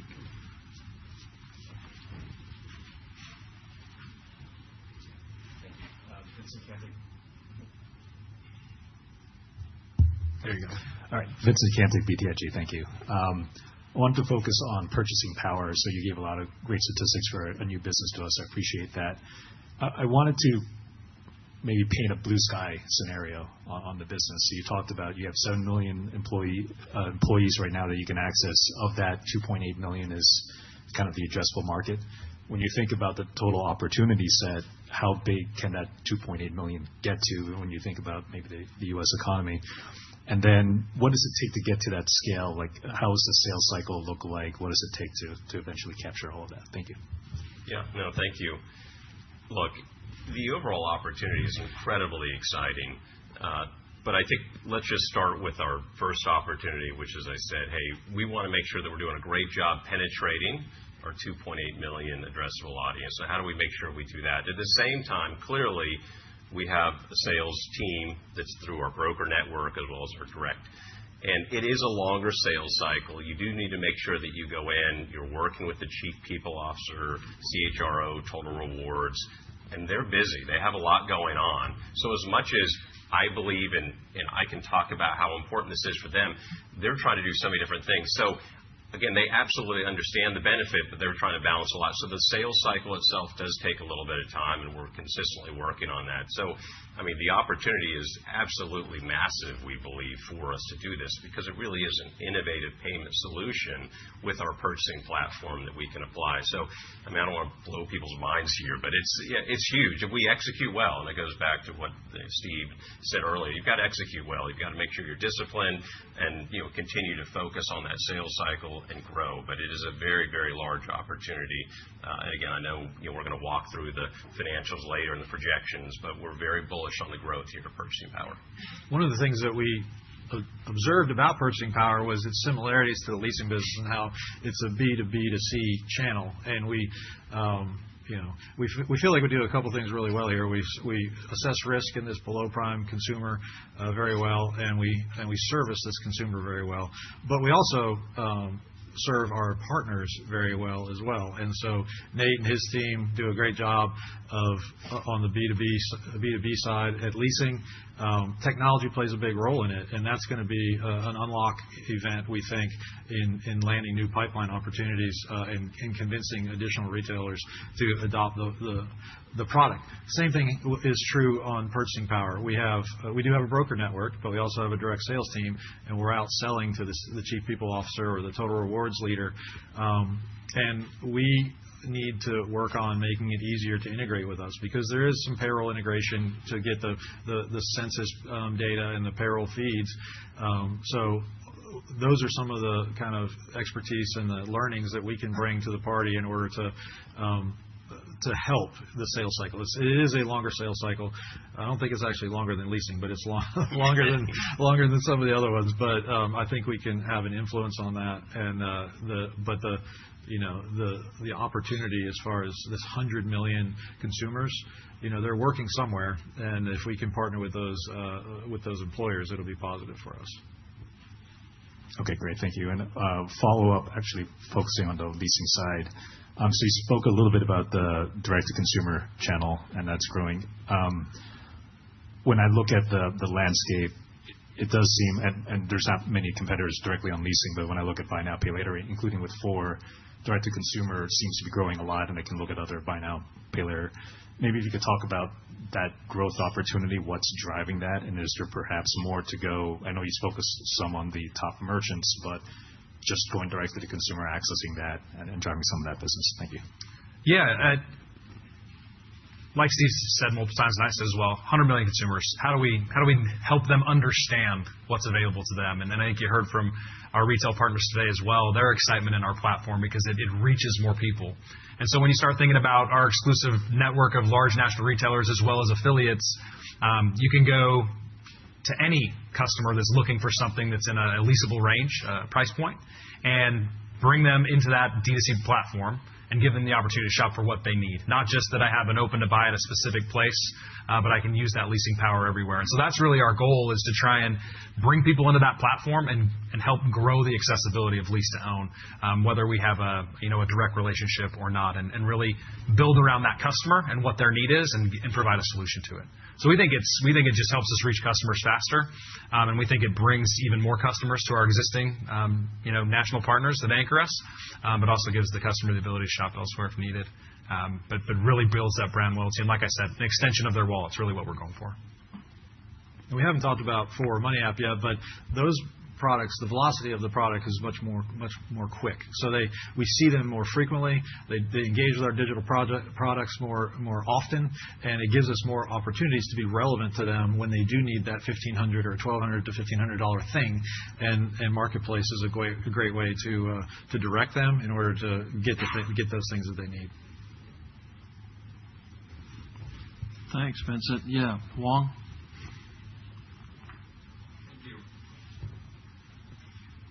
Thank you. Hoàng Nguyen from TD Cowen. So maybe a question for Nate and Steve. I want to dig a little bit deeper into your efforts to go after SMB in progressive leasing. So I think historically you have been more focused on enterprise level merchants, and maybe your competitors were more focused on SMB. So can you talk a little bit about, I guess, the resources that you guys have been investing in going after SMB?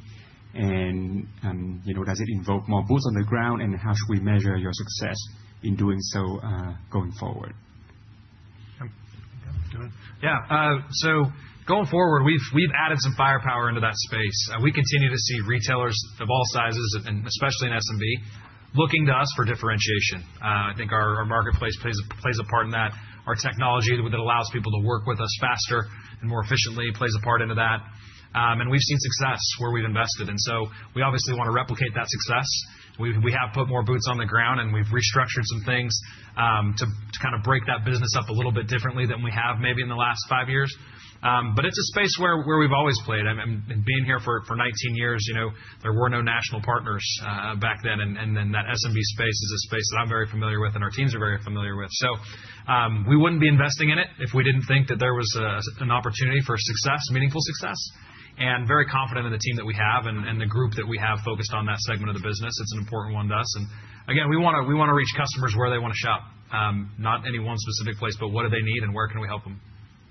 So we're excited about the future in that space. Thank you. And maybe a follow-up for Lee. So on the purchasing power side, I think you guys are one of the most dominant players in the employee benefit program space. So can you talk a little bit about your competitive advantage there? What makes you guys beat out your competitors? And can you talk about the stickiness of the relationship there with the employers as well? Thank you. Yeah, thank you. So first of all, as you said at the end, they are very sticky relationships. Once you are integrated with their payroll system, they understand that.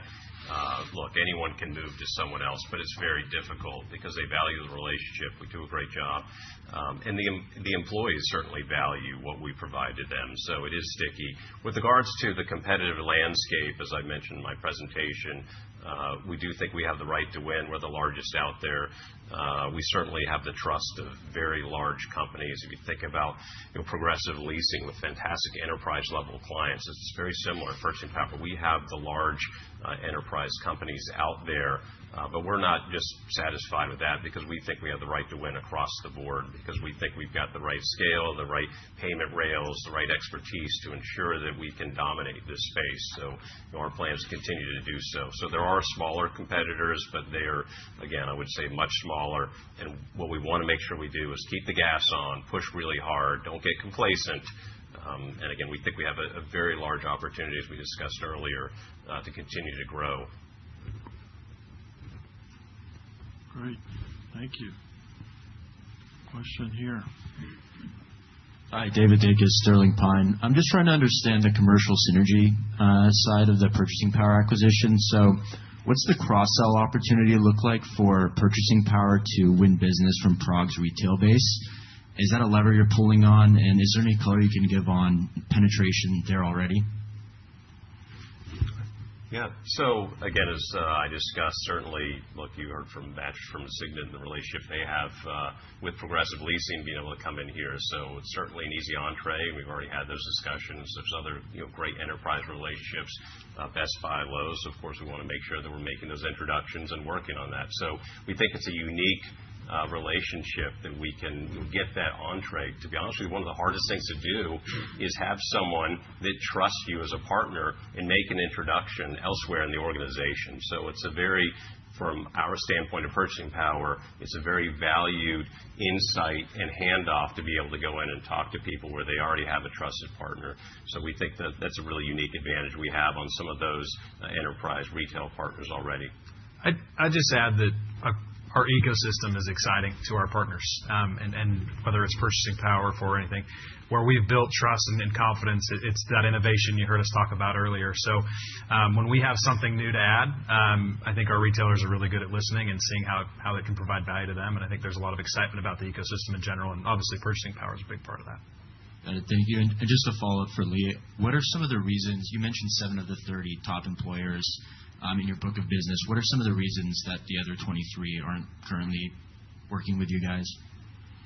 Well, look, as I said, it's a huge opportunity, and we've got to make sure that we show them the value proposition, as well as making sure that they take the time, because it does take a little bit of time as we've got to bring them on. They've got to integrate the payroll systems, et cetera. So it's making sure that we truly show them the value proposition and win them over to say, hey, this is worth doing that. And again, we believe once we get in front of them that we can actually prove that it makes sense for them to bring this on as an employee benefit. Thank you. Thanks, David. Yeah, we can hand the microphone to Hal. Hey, thank you. Hal Guest from B. Riley. Wanted to ask about the pace and cadence in purchasing power when you bring on a new employer. Like, how do revenues ramp over time? Like, I mean, imagine if you're an employee, this is a novel way of buying things. You've never used it, and then I imagine it builds over a period of years. Could you tell us how it goes, the pace and cadence of adoption? No, that's exactly right. And as I talked about, one of the things that we view as our most important lever is, hey, we've only got 10% penetration. So how do we continue to build? It's really making sure that we get the awareness. So early when you bring someone on, it's getting the awareness for the employees, to your point, to say, hey, this is a unique way they can purchase, get that awareness in front of them, and grow that base. I will tell you what we have traditionally seen from a ramp perspective is a little over 3 years. They sort of get to kind of a more of a steady state. It grows pretty quickly in the first 3 years and gets to a steady state. But again, as I mentioned, I don't think that steady state is where we want to be. We need to make sure we continue to get awareness and get that penetration even higher amongst our existing eligible base, because that really is, if you think about the opportunity in front of us in the near term, it's that penetration rate, getting that up. Of course, I want new clients, but it takes time to ramp. It's like a layer cake. Yes, the first year is good, and then it grows quickly.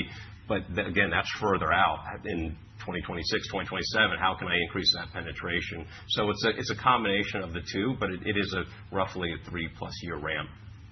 I guess one follow-up on credit performance in the business. What are the predominant personas of say, delinquencies or defaults in that space, in that segment of credit? It's a great question. We just did our ABS offering, as you're aware, so we got a lot of questions from the ABS investors of, hey, what does cause if you're getting payroll deduction? Well, why does anyone ever not pay? Well, the biggest thing that happens is through termination of the employee, whether it's voluntary or involuntary. So if you have turnover of whatever sort, As I mentioned during the video presentation, we always ask for a backup payment method so that to the extent that we can't use a payroll deduction, that we can hit that to make sure we get it, get paid. But to the extent that then they'll say they've canceled their account or done whatever, there's insufficient funds, well, then we've got to go after them. And then we're in the traditional collections method to do that. So that is the leading reason for why we will have delinquency or defaults. Thanks, Hal. So we've got time for one more question. I'm going to sneak one in here from the webcast. It looks like it's directed to you, Lee. I took a quick look ahead. Not a financial question, but a purchasing power question. How much of your sort of 3-year CAGR that you talked about in the deck is comprised of landing a new employer partner versus scaling with the existing? Yeah, no, that's a good question. Look, the majority of our opportunity really is scaling with our existing eligible base and getting better penetration. Again, as I talked about, it's a layer cake. So we do have some very exciting new clients in the pipeline we'll be excited to bring on. But again, it takes time to ramp. So the majority is going to be better penetration, but with really the cherry on top being these new clients. Great. Thank you. Okay, at this point, we're going to take a quick break, and then we'll reconvene in about 10 or 15 minutes. Thank you. 10 or 15, you need to tell. If we can start making our way back to the seats, please. We'll kick off the second half of the morning.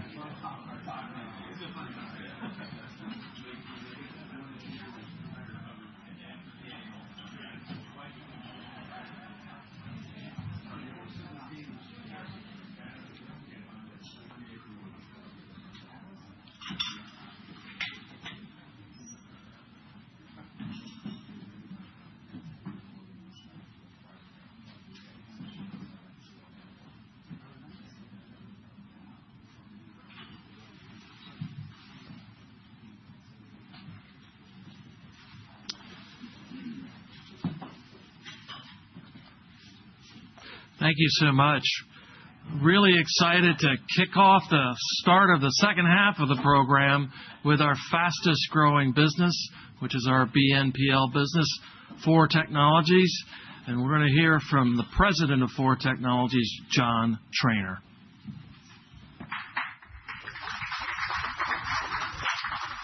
Thank you, John. So, hello, everyone. I'm John Trainer, president of Four Technologies. I've been with Four for about 10 months now, and I bring a fresh set of eyes to this business. With that fresh perspective, I can't tell you how excited we are for what we're building. Before joining Four, I was Chief Technology Officer at Wahoo Fitness, a leading fitness technology brand. And before that, I was Chief Information Officer for 20 years at Aaron's, where I did things like help lead the Progressive Leasing acquisition and help build out the e-commerce business. And just like Steve, I too have been in the homes of our customers, whether it was delivering appliances in Detroit or working through payment flexibility in Farmington, New Mexico. So I know these customers and I know who we serve. Over the next few minutes, I'm going to show you why Four is the most exciting growth opportunity in all of PROG Holdings.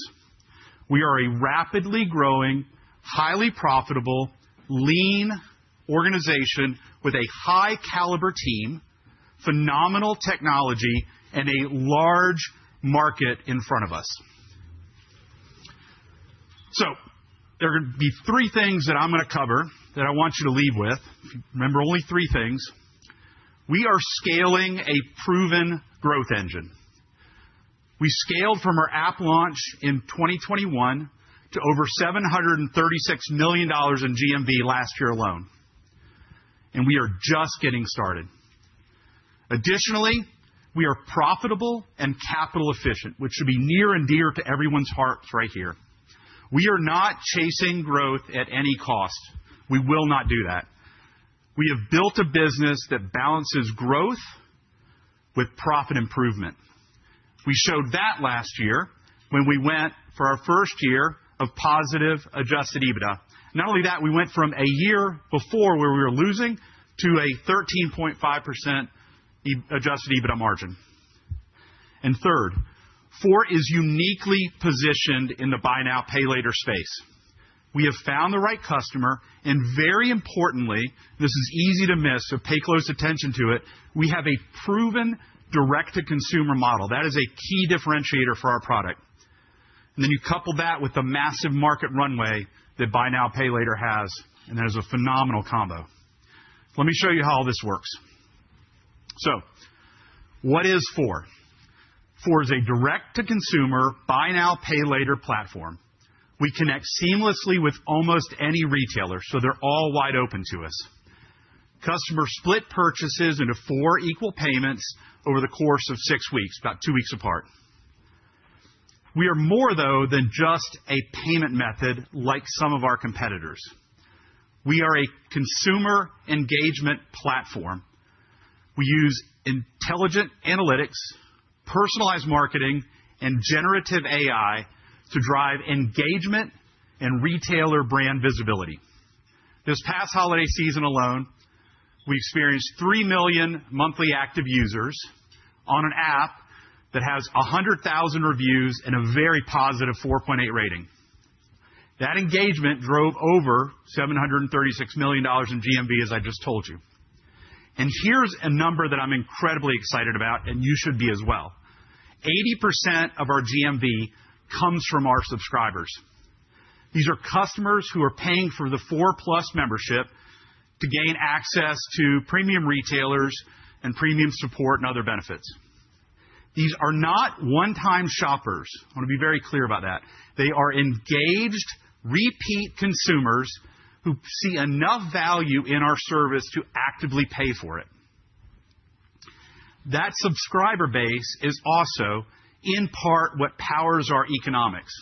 Our take rate is about 10% of GMV, and that is from a series of a diversified set of revenue items. So we have our subscriber revenue, affiliate revenue, platform revenue, and interchange.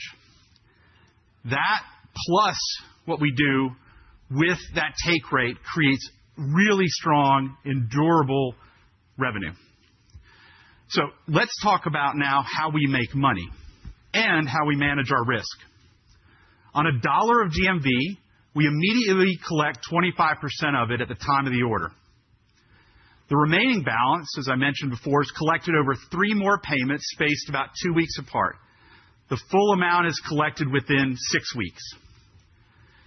This means our capital turns over every 6 weeks. We recycle the same dollar 8 to 9 times in the course of a year. And here's what makes that powerful from a risk management perspective. I have visibility into our cohorts within 19 days.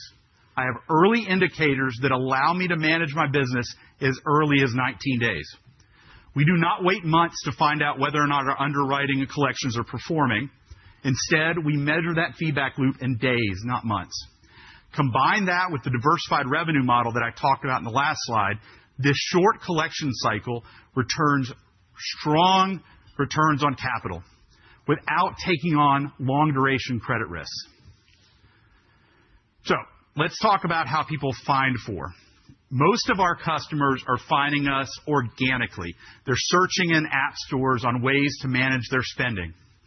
They're looking for alternatives to credit cards, especially our demographic, and Four shows up with those 100,000 reviews and that strong 4.8 rating. With targeted marketing activity, we have been as high as number 4 in Apple's App Store in the shopping category, right alongside retailers all of you know. We also go viral in social media. Last year alone on TikTok, when people were posting about how Four helps them, we had 4 videos that organically, I'm even talking about what we boost, but organically each achieved more than 1 million views. That is customers telling people what they like about our product, and that is people reacting positively to it through views. We complement the organic strength, though, through retail partnerships and, most importantly, diversified paid marketing sources across social media. All of this happens at a very disciplined and low-cost per-app install. So I told you how customers find us. Now let me tell you why they choose us. It is simplicity, Customers love our product and the simplicity that we offer. No credit needed, a decision within seconds, and access to hundreds of retailers. It's simple, it's transparent, and it's in the customer's control. So I suspect most of you here are not my target market. I don't know how many of you have 4 loaded on your phone unless you're an employee of PROG Holdings that I may do it. So I'm going to explain to you how the app works because you may not fully understand how it works. So I'm going to walk through a video and show this to you interactively. So first, you're going to download the app from the App Store like I described. You bring it down, and then you just simply connect your bank account. When you connect your bank account, we use decisioning, and within seconds, we know what your spending limit is. Then you go into the app knowing what your spending limit is, and you pick out a retailer. You go find one of your favorite retailers, and you shop for what you need right then. Once you've shopped, then you have the amount. The amount's very simple, and then you get that total. You split it into 4 payments, as I mentioned, and then you apply it back to the retailer. Very simple, very easy, and people understand it. Once you've done that, then you manage it within the app, so you stay engaged in the app. You can see all your previous transactions with us. And when you are ready, you're able to become a 4+ subscriber. That unlocks premium merchants and order tracking eventually and other items that are important. So I've talked about that. Let me say a review of what the actual customer is saying about our product because it's vital to know what the customer's saying. They say really helps. When you're on a fixed income and you need extra cash, really helps. Better than using a credit card, spending thousands of dollars and paying $25 a month with no end in sight. With 4, you split it into 4 payments and you're done. A quick payoff when you need it most. So this is a real review from back in December, and it captures what a lot of our customers are thinking. As I move forward, I want to talk to you about not only how 4 works for our customers, but how it helps PROG Holdings, because that's a key piece to what you're investing in. 4 is a vital part of the PROG Holdings ecosystem and a great complement to what you've already heard about. And for many customers, it's the easiest way into our ecosystem. First, we offer a very low friction entry point, as you saw. We use non-FICO underwriting, and that's key to our customers. You simply connect your bank and get a decision within seconds. This lets us say yes to customers that a lot of traditional offerings may not approve. Second, we build a direct-to-consumer relationship. I mentioned that's a big differentiator. Customers start in our app, they build loyalty in our app, and they continue to grow with 4 over time. Other buy now, pay later competitors are moving in this direction. We are already there and have been there. As customer needs evolve, though, the PROG ecosystem is there to help them. Let me put a face to this. This is Nicole. Nicole is a real person, but this is not her real picture. She works at a restaurant near our office. I probably see her once every couple weeks. And I've talked to her about our product. She's 23. She works 2 jobs. She does not like credit cards like a lot of her peers. She just doesn't like them. She doesn't want high-interest credit cards and, frankly, doesn't want credit cards in general. But she can absolutely manage a flexible installment plan, and that's why she likes what 4 offers. Before 4, Nicole maybe was never introduced to the PROG ecosystem. Now she's in. And as her needs evolve, we are there to serve her across the entire ecosystem. Let's zoom out and talk about the market opportunity, which is what you probably care about if you're going to invest in this business. The BNPL industry is still in early innings, very early innings, and there are a lot of tailwinds, as you can see if you look at the market. What I want you to understand, however, is not just that those tailwinds exist, but that we have the team to capture those tailwinds. First, consumer comfort with BNPL is increasing. More and more consumers prefer, just like Nicole, splitting payments rather than having credit cards. And BNPL is being embedded in every transaction. Once again, you're probably not my target consumer, but if you think of all of the transactions you've done online, in apps, etc., almost always now there is a buy now, pay later option. That is because it is now table stakes for retailers. Second, agentic AI commerce is emerging. It's maybe not fully there yet, but it is definitely emerging. That is the concept of AI assistant shopping on your behalf, finding deals, and actually completing purchases. And that's where buy now, pay later comes in.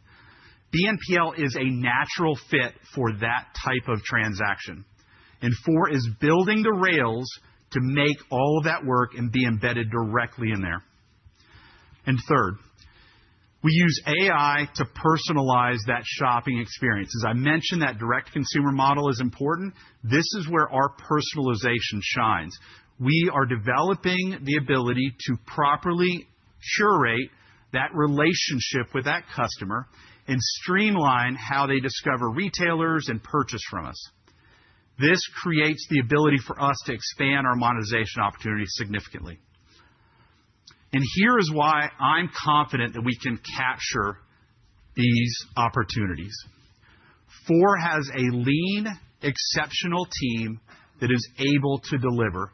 If you compare our revenue per employee, we outpace our competitors by multiples. And it's because we are an AI-driven, cloud-native business that is able to execute. We've been using AI to operationalize our business, and I don't just mean technology. I mean true operationalization of our entire business. And that gives us a strong competitive edge to be able to seize on these. Is one of the most exciting things I've seen in the last 10 months is how well this team performs and how well they use tools like AI to win.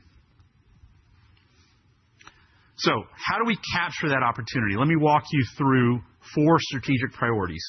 The most obvious one probably to all of you, and similar to what Lee was talking about, we need to increase repeat usage to increase our lifetime value for our customers. We have this engagement. Now let's get a higher lifetime value. Over 80% of our GMV comes from our subscribers. We're already demonstrating that we have repeat usage. Now it's time for us to do even more with that. Drive strong lifetime value. We know how it's created. We measure it and we track it. And this goes down to not just making sure that we extract more. We actually decision on every single transaction that the customer does. Why do we do that? We want the customer set up for success with this buy now, pay later transaction every time they do business with us. Priority number 2, innovate new product and product features around subscriptions and the rest of the product. We have a very loyal user base that is incredibly vocal about what they want. It's why we launched travel last year with partnerships with Travelocity, Expedia. We listen very closely to our customers. We bake that rapidly into our product. This year, we'll launch Tap to Pay within this year with the 4 card. We're expecting to release 4+ features that include, as I mentioned earlier, order tracking, opt-in credit reporting, loyalty programs, etc. Each of these expands our market and deepens that engagement that we're already seeing.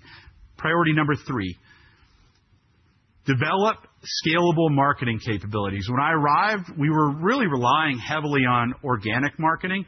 We have changed that radically. We are already acquiring customers efficiently at scale. As I mentioned, we have a low cost per app install. Now what we're doing is we're focusing on targeting those lowest cost, highest stability customers and using that to promote that lifetime value that I mentioned. We additionally have all of this rich data, and we've already been doing this, but drive more and more people into the PROG ecosystem. And then priority 4, enhance customer support and communications. Customer support, great customer support is a true competitive advantage. We all know that based upon who we work with. We will lead the way in how we handle customer support. Already, I'm happy to say in the past year, we dropped resolution time by 78%, and we are currently doing 73% AI-driven, touchless resolution of support. Our customers love how quickly problems are solved when they have them. They notice it, and it builds that loyalty over time. So when I started, I told you there were 3 things that I wanted you to leave with. So if you ignored everything else, just leave with these 3 things because they're vital to the value proposition of 4 within PROG Holdings. Number 1, we are a proven growth engine. This is not hypothetical. We launched the app in 2021. We've been growing steadily. We will continue to grow. And we went from app launch in 2021 to $736 million in GMV last year alone. Second, we are profitable and capital efficient. Our take rate is approximately 10%. Our capital turns over every 6 weeks, as I mentioned, and we scale without meaningfully scaling our costs, which is vital. We are not chasing growth at any cost.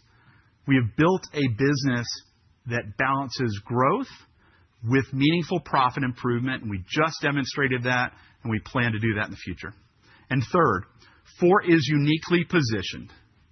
So even if the other 2 don't get you excited, know that we are uniquely positioned in the buy now, pay later space.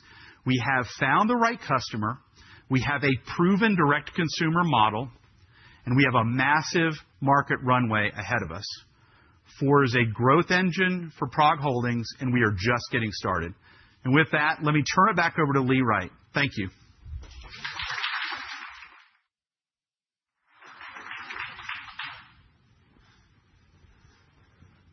Great to be back up in front of all of you again this morning.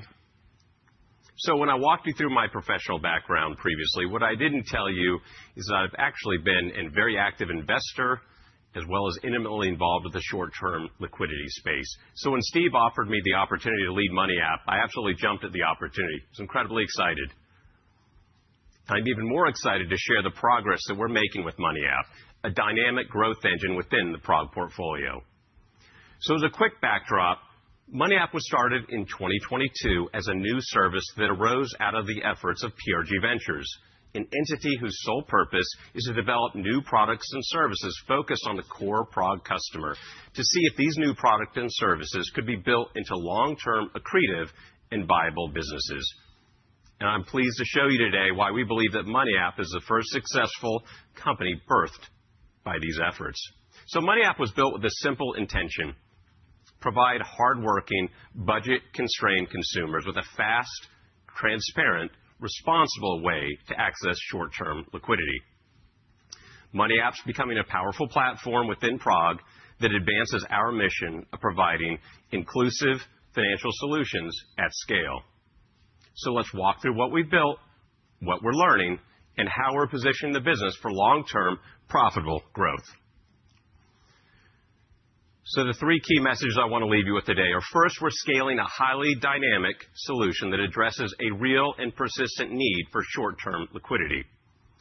Second, we believe we've built one of the fastest, most frictionless user experiences available in the market today. Our onboarding, decisioning, and delivery processes are not just competitive, we believe that they are industry-leading. Third, our pricing model is simple, transparent, and economically competitive. No tips, no hidden fees, no complexity, just a clear, consumer-aligned structure that builds long-term trust. So these principles form the foundation of Money App and position it as a differentiated, durable asset within the PROG portfolio. The short-term liquidity solution provides assistance to consumers who have steady incomes and bank accounts. However, many of these consumers are underserved and/or overcharged by traditional financial institutions. Alternatives for short-term liquidity are often costly, inconvenient, or simply unavailable. Our goal is to deliver a simple, responsible experience that meets an essential need with speed and clarity. In just a short time, we've built a product with meaningful scale while still being early in its long-term potential, and you can see the traction. Even though we formed in 2022, we really didn't launch the platform until less than 2 years ago. And in this short time frame, we have over 2 million signups, over 280,000 transacting customers, We've delivered over 1.5 million cash advances. We have over 350,000 monthly active users. And in 2025, we delivered almost $13 million in revenue. Our value proposition is rooted in speed, simplicity, and responsible decisioning. All decisions are made and powered by AI cash flow underwriting models, not traditional credit scores. The flow is intuitive and easy. I'm going to walk you through the video in a second, but I do want to point out, if you look to the right of the screen, the customer, if they're ultimately approved, does have a choice in how they want to get their money delivered to them. If they need it quickly, and they can get as little as 8 seconds, they will pay an express fee. To the extent that they can wait for a standard delivery of 2 to 3 business days, it's free to that consumer. So let's walk through how this works.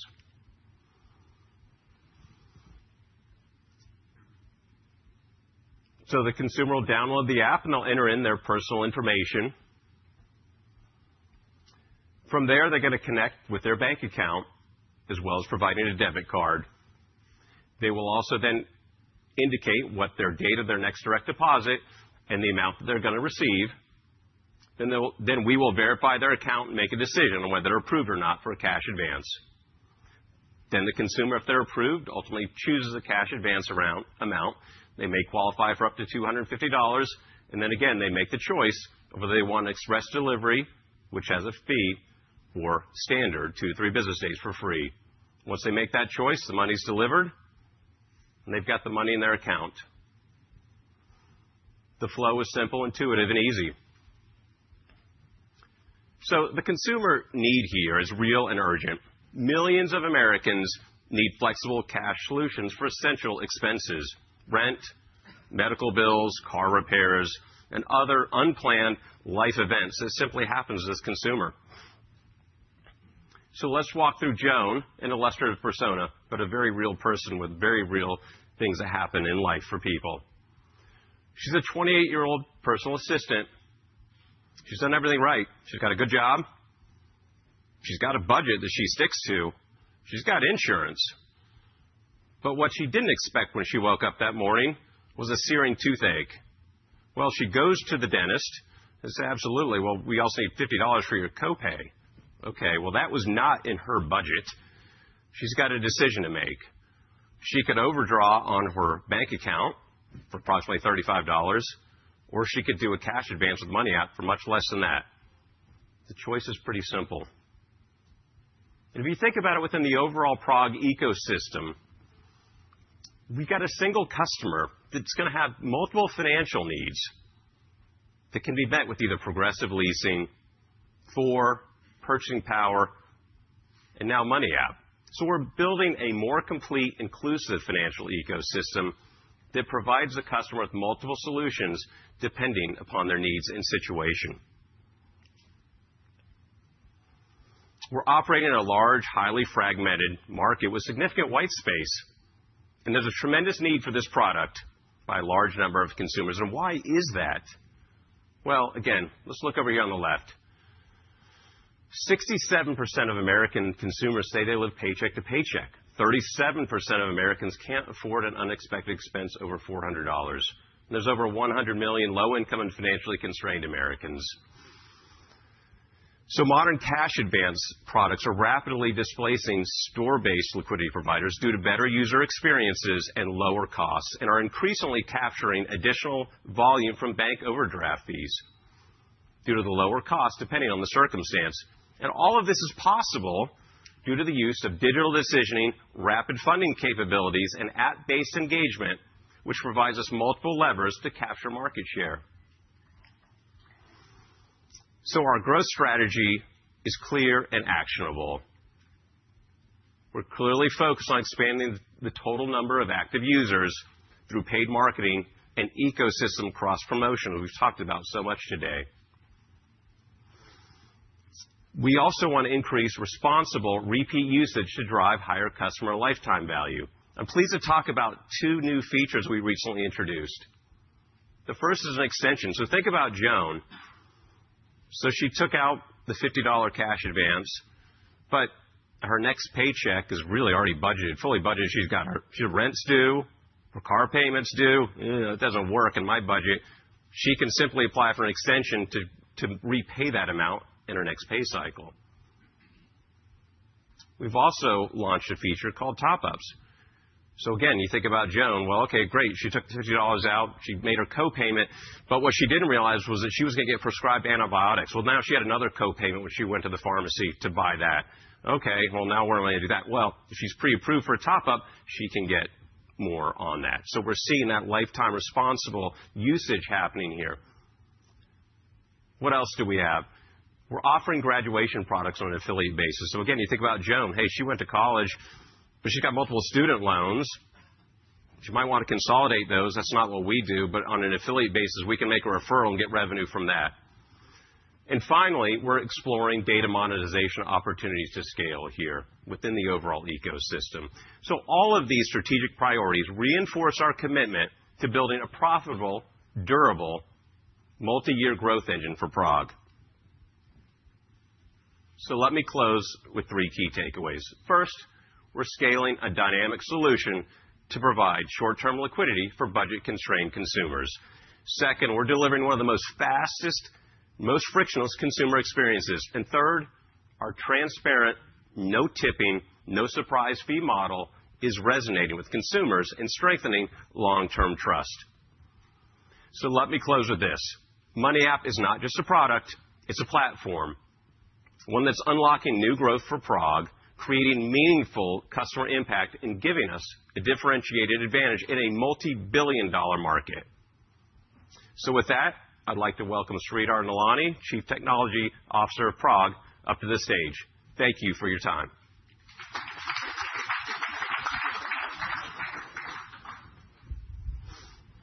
Thank you, Lee. Hi, everybody. I'm Sridhar Nalani, the Chief Technology Officer here at PROG Holdings. Let's bring in some energy. Who doesn't love tech, right? A bit about myself. Before joining PROG, I led many large-scale digital transformations as a CIO, CTO, head of technology in retail and financial services. Some of the companies you might know: Macy's, Charlotte Russe, Gap and Old Navy, Backcountry. I was at Microsoft early on, got to see what scale truly is. Among all these companies, there's one pattern that stuck with me, which was a big deal. When you unify technology around the customer, everything accelerates. Speed, scale, stability, customer trust. And you heard from Steve and all the business leaders today. We're applying the same principles here. Same thing.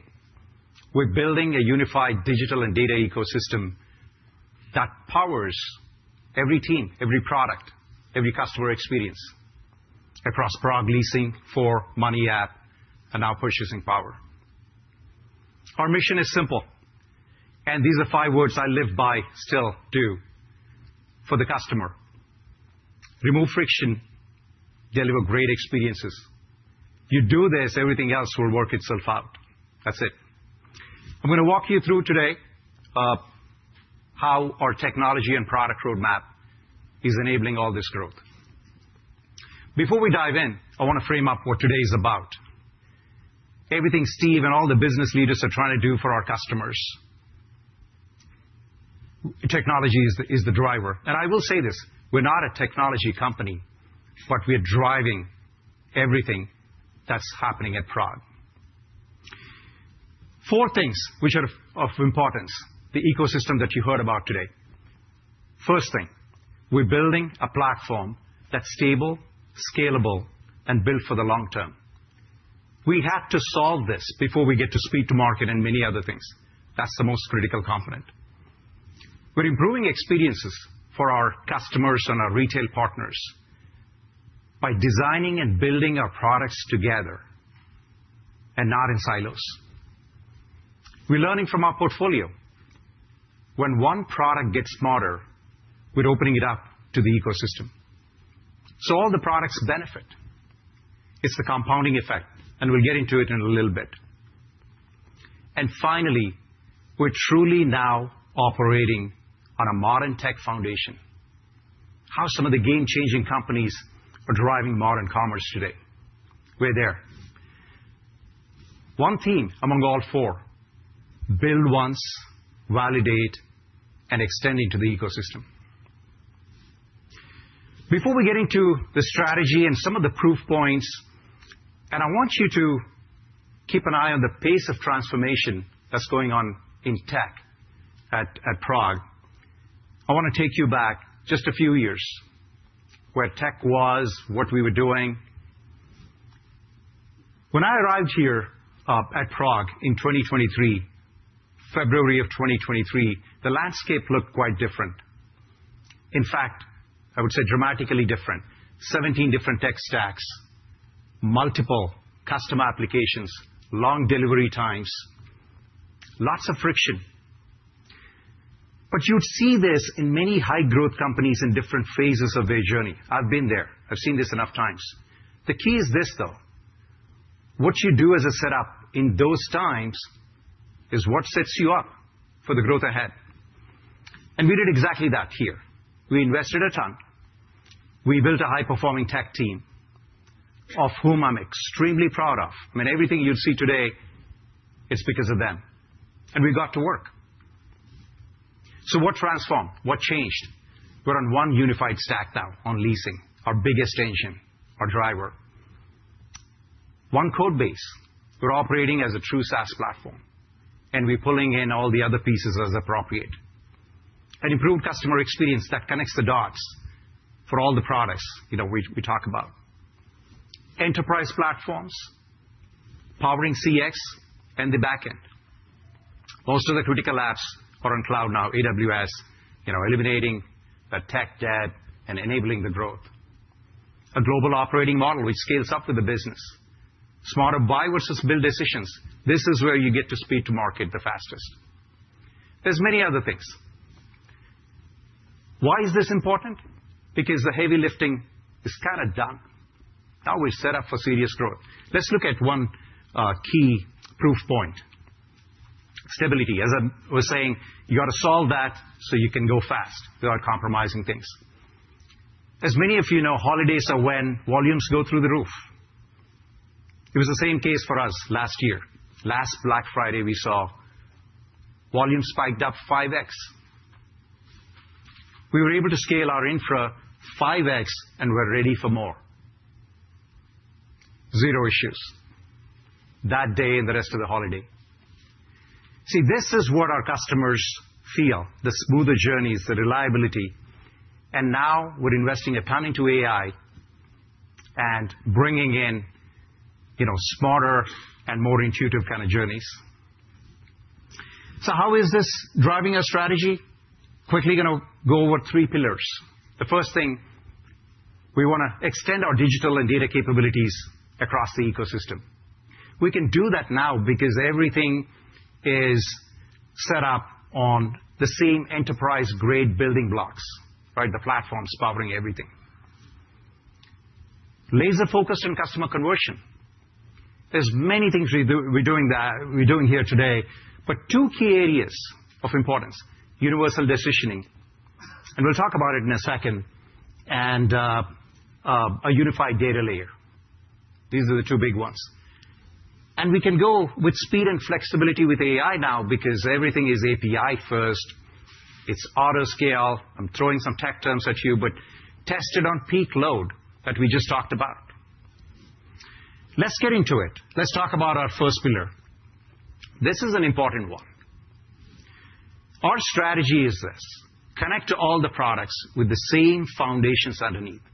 Data, decisioning, personalization at scale that Steve talked about, delivery capabilities, AI workflows, all the same thing. And this is not theoretical or some visionary thing. A lot of pieces are already in place. Take the customer data platform, CDP. It's already powering leasing and for those experiences. Capabilities in leasing, we're extending now to the rest of the ecosystem, like decisioning, AI workflows. And That is what we call the flywheel effect, right? Tested in, let's say, leasing or another product. When Steve talked about the customer can come through any product now. So one product gets smarter, as I mentioned earlier, with opening it up, and all of the portfolio gets lifted. That's a big deal. And now the customers are seeing all of this directly with the capabilities, both our retail partners as well, reaching them faster. So let's look at what the customers are feeling and seeing in terms of these capabilities. The truth is this: the bar has raised, especially for younger shoppers.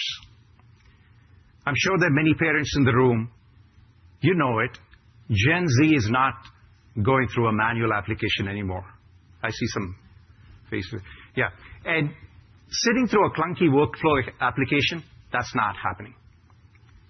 What's expected is something as straightforward as downloading an app, setting up a profile. That's what everybody's expecting in terms of experience. Simple and intuitive.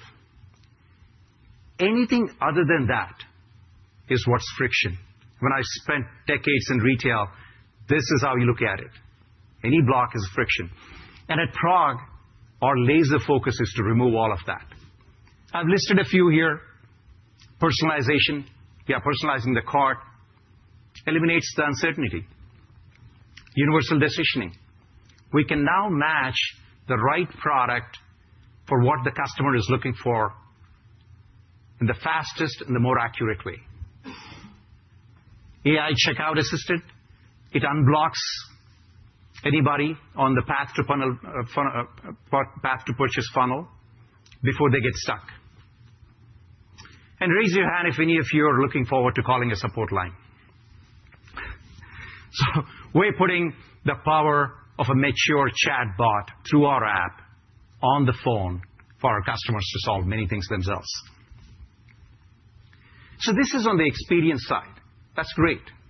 But we got to convert our customers now, right? So let's get into our second pillar on how we're doing that. Decisioning. We're doing that today by increasing the access and reducing complexity. You heard from Nate a little while earlier. Complexity kills conversion. It's simplicity. That's got to be the driver. So we're doing that, and leasing decisioning is a very mature product, battle tested across millions of applications already. Now we're extending that to 4 money app and for the right use cases for purchasing power.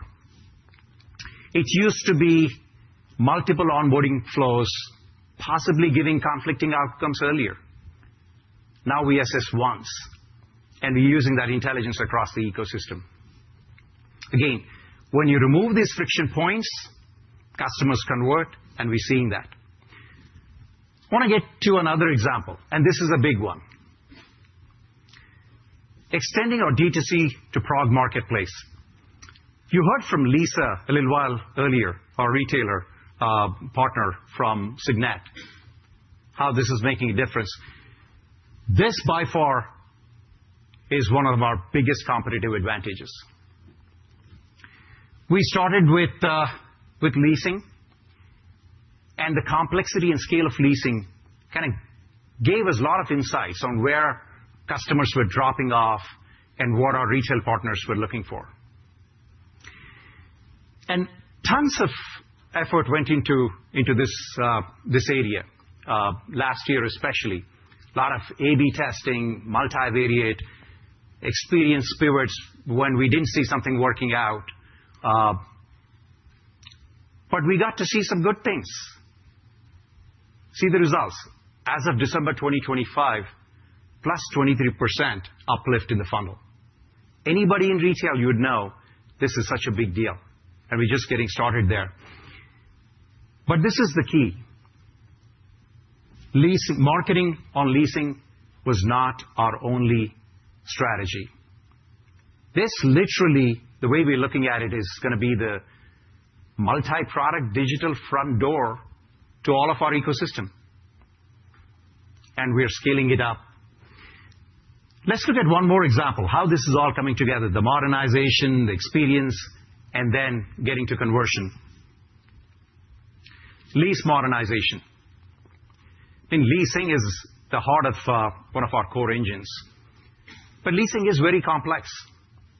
And for years, we pushed that complexity to all of our retailers. And this was the state where our retail partners had to figure out what products were leasable and which were non-leasable, and manage all of this through exceptions over thousands of SKUs.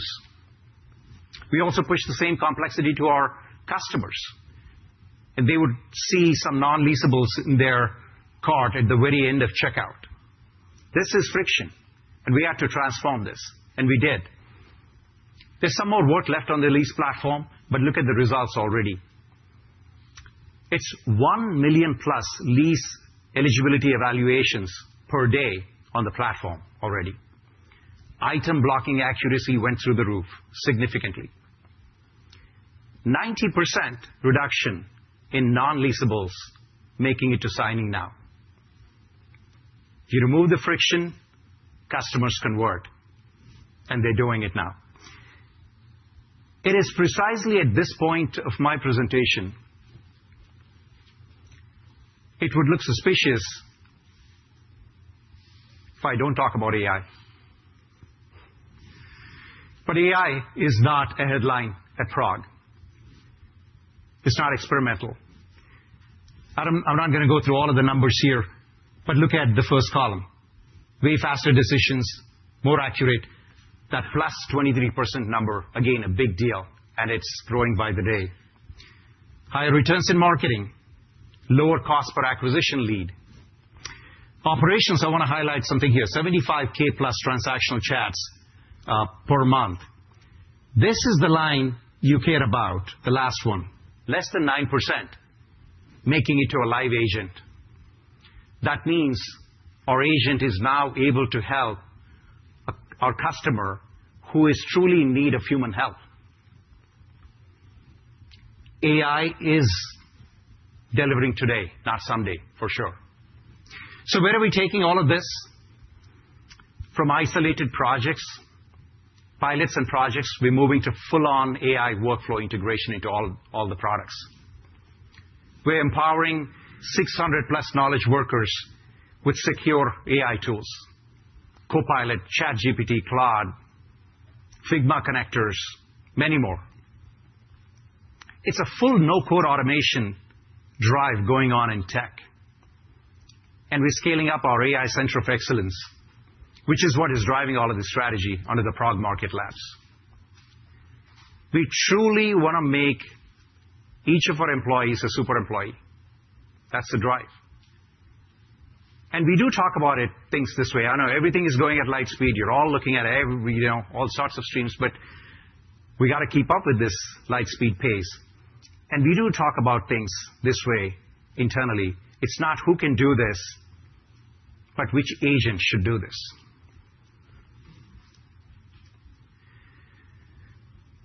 I know it was a compressed thing in a brief time, but I'll say this. I've been through many transformations and some really impactful ones. But this one is special because of the purpose, the team, and as Steve mentioned, our ambition and intensity. It's coming together. We're set up for serious growth. But when you step back, even for the brief time we talked about things here, the story is straightforward. What we built is a modern, unified platform. There's more work here, of course, but that which compounds every time we build. The platform, the data, the decisioning, personalization, AI workflows, all of these are not separate efforts at PROG. They're one system working across the ecosystem, removing those friction points and delivering those great experiences. Behind the scenes, it is getting very powerful. For the customer, it's getting simpler. You see, that's the advantage of building an ecosystem, not a collection of products. It gives us speed, it gives us optionality, and it lets us grow with far less incremental cost. I'm going to hand it over now to our CFO, Brian Garner. Thank you for your time.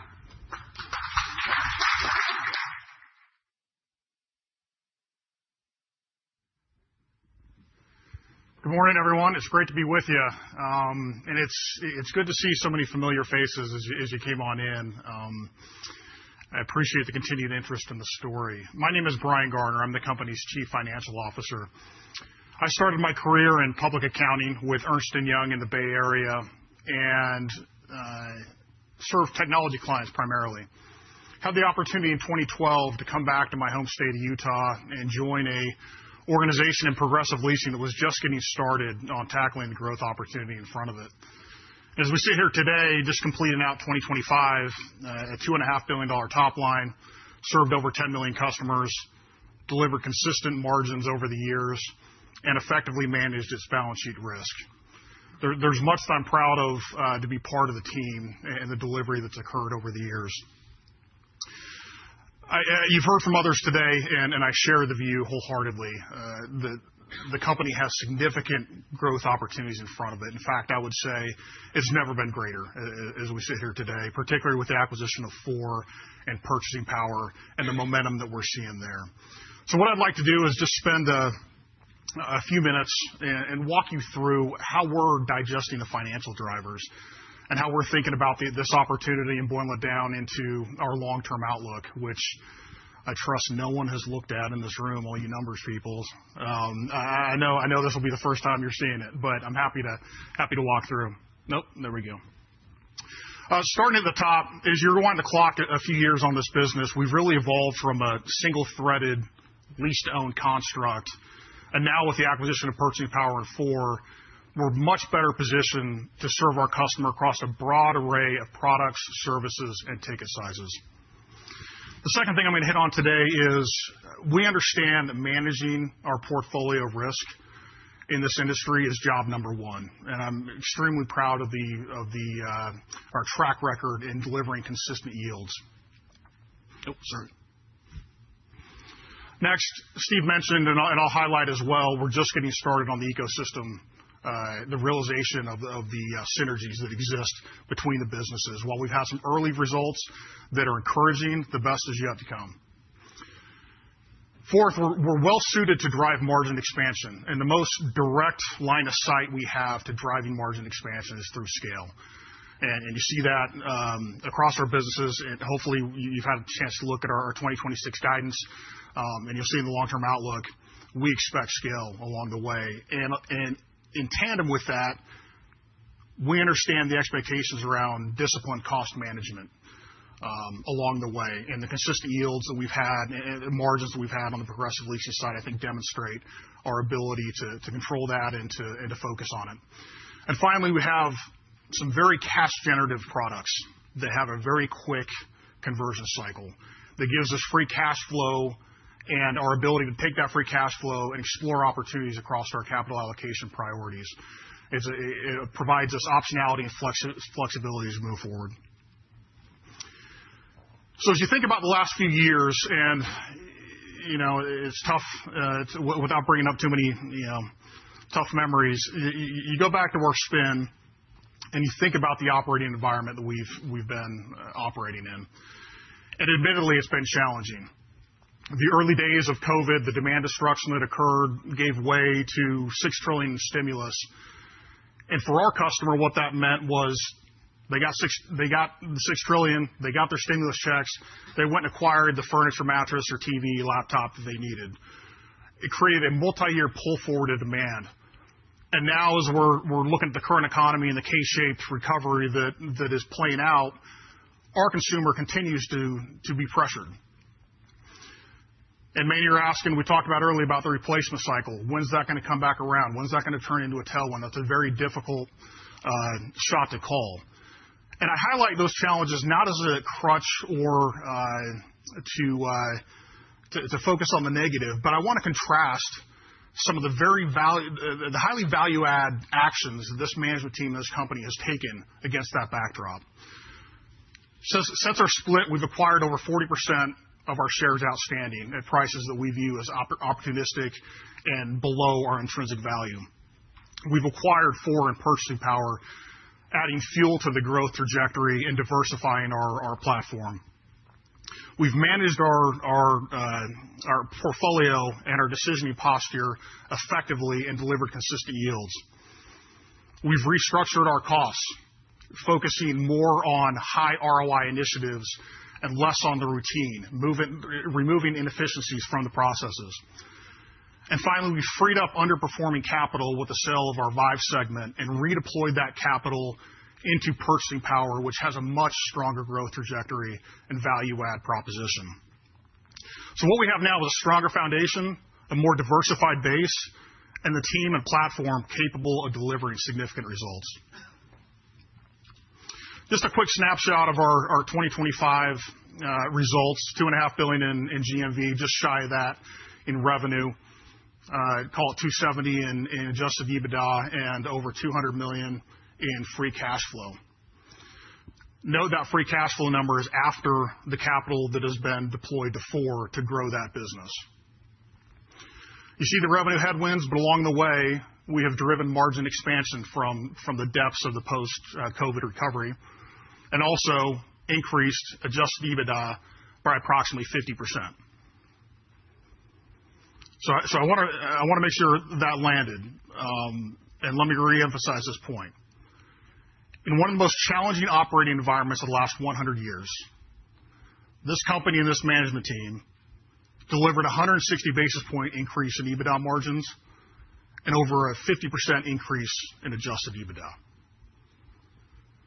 The actions we took around share repurchases, cost management, and portfolio management helped turn the depths of the post-COVID recovery into something that we're proud of, although there's work to do on the top line, admittedly. Our long-term growth algorithm is fairly straightforward. We're focused on growing the business on the top line while achieving margin expansion along the way, and that's what's incorporated in the long-term outlook. I mentioned the highly cash-generative businesses. We talk about Progressive Leasing as being a short cash conversion cycle as we've come up along the way, and a typical lease will stick around for 6 months. Now you've got, with Money App and Four, you've got that in spades and much quicker conversion. And so now the challenge then becomes, as you manage the P&L and you manage margins, what do you do with that cash? And where does it go? It gives us opportunity to delever the balance sheet from the most recent acquisition. It gives us the ability to invest in the business. It gives us the ability in a pretty near term to reevaluate share repurchases. And we've got a dividend that we just increased. So our aim here is to compound value for shareholders over time, consistently, efficiently, and profitably. So let's break the revenue opportunity down just a bit further, and some of this is just reemphasizing what you've heard already today. At Progressive Leasing, we're going to look to achieve growth across all logos of all sizes, both within our current partnerships as well as the nurturing of our pipeline opportunities. And there's plenty of greenfield that remains. We expect the ecosystem to be fueled by synergies with our cross-sell opportunities and enhancements in our technological capabilities. At Four, Purchasing Power, and Money App, we're just getting started on the growth opportunities that exist. And as you've heard from the other leaders today, we're in the early stages of development with high growth potential as we leverage core strengths. Expanding a bit on cross-sell opportunity, and this is a repeat of the slide that Steve showed, but I think it's important to the financial picture and how we're sizing up the optimal cross-sell motion. Progressive Leasing posted $45 million of GMV from a simplistic unidirectional cross-sell motion, taking Money App and Four customers and matching up against the leasing opportunity. And as you look forward, that really represents the floor. As the more omnidirectional strategy takes hold and there's data sharing and cross-functional selling across the platform.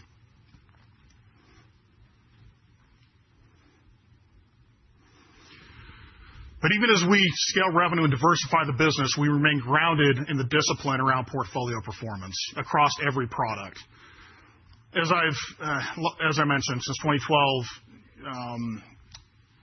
the decision sciences team is what we call it internally. It's a group of folks, highly intelligent individuals that we have leaned on to help us develop an algorithm that gives insight into this customer, early indicators of stress, and also chart a path forward to as we need to make adjustments with macro shifts, how do we keep the portfolio on the rails? And what we have today, and I'm proud of what we have, is a best-in-class offering that has insights that nobody else has. And our ability to take that and scale it across the rest of the ecosystem is very powerful. And just to back up their performance, because I think it's worth noting, in 2016 we gave guardrails around our portfolio of 6 to 8%. As we talked to many of you and other investors on the road, the conversations around, okay, you're serving the subprime consumer. How do we get comfortable that this story isn't going to end well for us and we're going to end up holding a portfolio that's deteriorating? And so in 2016, we gave those guardrails. Not a single time on a trailing 12-month basis, through all the ups and downs of COVID, through all the craziness that we've all lived through, not a single time have we been above that 8% mark. And that hasn't happened with the hands off the wheel. We've been actively managing, meeting often, leveraging those core strengths to make that happen. So I just want to iterate this point again. Through all the twists and turns of the last few years and continued pressure on subprime consumer, we have an unblemished record of delivering portfolio performance within our stated guardrails. Not a single miss. We have the best-in-class expertise and consumer insight to navigate choppy waters, and we're well suited to leverage these capabilities to purchasing power and for. So let's turn to cost, and our view on cost is really two-pronged. And I think it's played out over the years. But it's really we understand the mandate of minimizing waste, being as efficient as possible. We often get asked the question, well, okay, that's great. Get rid of cost and let's watch margins increase significantly. And that very well, if you wanted to run the business that way, you could drive even better margin expansion than we're painting in the long-term outlook. But we believe our best years are still in front of us, and we need to invest ahead of that growth. And so what you're observing within SG&A is a shift out of some of the more routine functions into technology, into sales, into marketing that we know we have high confidence is going to drive ROI, positive ROI going forward. We have our hands firmly on the wheel. We understand the mandate, and we'll align costs in the context of revenue trajectory.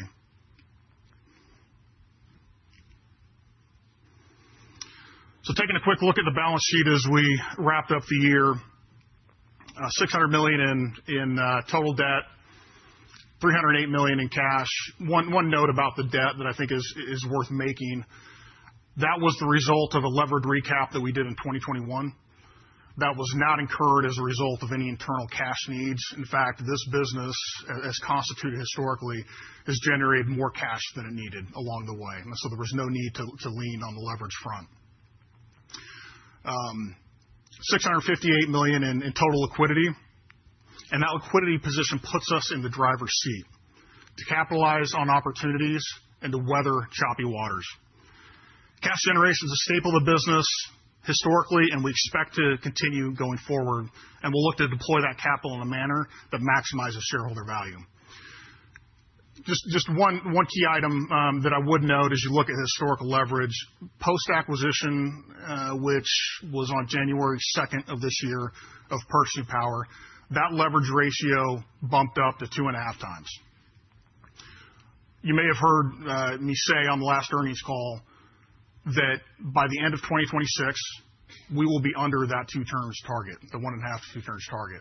So that gives you some insight into here we've made the largest acquisition in our history, and we're able to quickly delever with organic internal cash flows to bring our leverage target down within 1.5 to 2 times, which then gives us optionality across the capital allocation spectrum. Speaking of which, just historical versus the go forward on capital allocation, we emphasize delevering in the immediate term, as we've mentioned. And you see our historical focus on share repurchases, which after internal investments has really been where we've channeled the dollars. We instituted a dividend a couple years back, and we increased that by $0.01 here this last quarter. And so that continues to be a lever that we use to return value to shareholders. So I'm not going to rehash much of what Steve has shared on Outlook, but this remains unchanged with the exception of the accounting requirements around revenue recognition for Purchasing Power, which is really just a net presentation of their revenue on a small proportion of their revenue, rather than the gross presentation that was in the original Outlook. So no change to the prospect or the value proposition of this business in our view since the acquisition.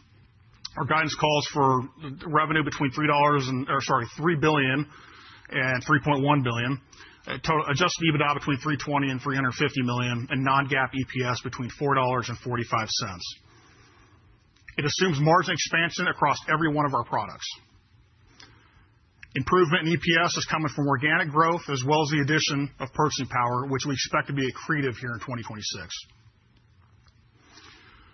We expect a challenging but stable macro environment, consistent decisioning posture, and continued execution against our strategic priorities. We are not baking in additional share repurchases in this view. We're excited to execute against this plan, and we have the right team to do it. So stepping to the long-term targets, and this is the first time this business has put out long-term targets. This outlook, as you look at it on a consolidated basis, and I'll share the consolidated view here shortly, but it calls for a significant inflection in GMV growth, fueled by impressive momentum of Four, Purchasing Power, and Money App, while Progressive Leasing continues to expand its best-in-class offering within the virtual lease-to-own space. Progressive Leasing is expected to grow mid-single digits for GMV and adjusted EBITDA against an already large, approximately $2 billion installed base. We aim to accomplish this through increased penetration in our existing business, as well as the continued pursuit of pipeline opportunities. What I will say about this mid-single-digit outlook for Progressive Leasing, this does not incorporate an enterprise win. This is middle of the fairway for us in terms of the opportunity that exists. As Nate said, these are long sales cycles on the enterprise side. They're difficult and they're hard. That's a hard shot to call and get the timing right on it. So we are excluding that from this guidance, and when that comes, we will keep you posted. Four, as you see there, 50 to 60% growth in revenue, and that represents a deceleration from where they're at today. That's more of a lot of big numbers coming into play. And the adjusted EBITDA margin expansion, I think, is a huge opportunity for Four. As you look at other pure play Four providers that are public, and there's really only one, you can start to get an appreciation for what the margin profile can be. And what we have done in this business from an economic standpoint, like John said, we have not grown at all costs at Four. We've tried to take an approach of, let's prove out the economic model, let's get the decisioning right, and then let's scale. And as we scale, let's keep costs under control. And the shift right now, as you look at the composition of the Four customer, it skews very heavily towards new customers that we haven't seen before. You look at more mature players, they skew very heavily towards existing. And as that composition shifts from new to existing, your margins become much, much better along the way. And so we think we're in the early innings of margin achievement with roughly 13.5% therefore. And then the Purchasing Power, low double digits on the revenue growth rate, and significant I think improvement from a synergy perspective, so 25 to 35% on the adjusted EBITDA CAGR for Purchasing Power. So just taking a look at the consolidated view and how it rolls up, and you'll hear us talk more about this consolidated GMV concept as we move forward. We have historically just talked about GMV really in the context of Progressive Leasing, but it makes more sense now with this ecosystem to talk about a consolidated GMV, 20 to 25% on an already $2 billion base, and growing revenue, adjusted EBITDA, and adjusted EPS along the way. The point that I would make, and again, I'm trying to steer away from accounting lessons here, but I think in this instance it makes sense to point this out. Not all GMV converts to revenue at the same ratio. As John talked about, 4 converts $1 GMV to roughly 10 cents of revenue. Adjusted EBITDA and EPS track more closely with consolidated revenue, consolidated GMV. But that dynamic, as 4 is expanding, becoming a larger proportion of our business, you're going to see more and more separation between the consolidated GMV number and the revenue picture. So I hope this presentation was helpful. And just to kind of recap the things that are driving, or the areas that are driving the financial picture on a go-forward basis, we're delivering a consistent, diversified revenue picture over the next 3 years. We've got more opportunity than ever before, and as you size that opportunity, whether it's in for leasing, Money App, or Purchasing Power, there's more greenfield than there's ever been. Second, we're going to deploy the same mentality and the same discipline that we have had around credit all along the way. We are not going to let our portfolios slip from the rails, and hopefully our track record in doing that from an investor perspective gives some credibility to our ability to manage it and keep it at acceptable yields. Third, we've got a direct line of sight to margin expansion, and it's strongest at 4, but we're going to maintain discipline across the rest of the business. And I think with Purchasing Power, we're able to leverage some cost synergies that we're looking to deploy. We're going to generate free cash flow like we always have. And that's not going to change, which gives us optionality against our capital allocation strategy, which focuses on deleveraging in the near term and allocation to internal investment, as well as driving capital to shareholders along the way. What we've got is a business model that's resilient, scalable, and designed to create long-term value. So I appreciate your time, and I'm going to hand the meeting back over to Steve to close out today.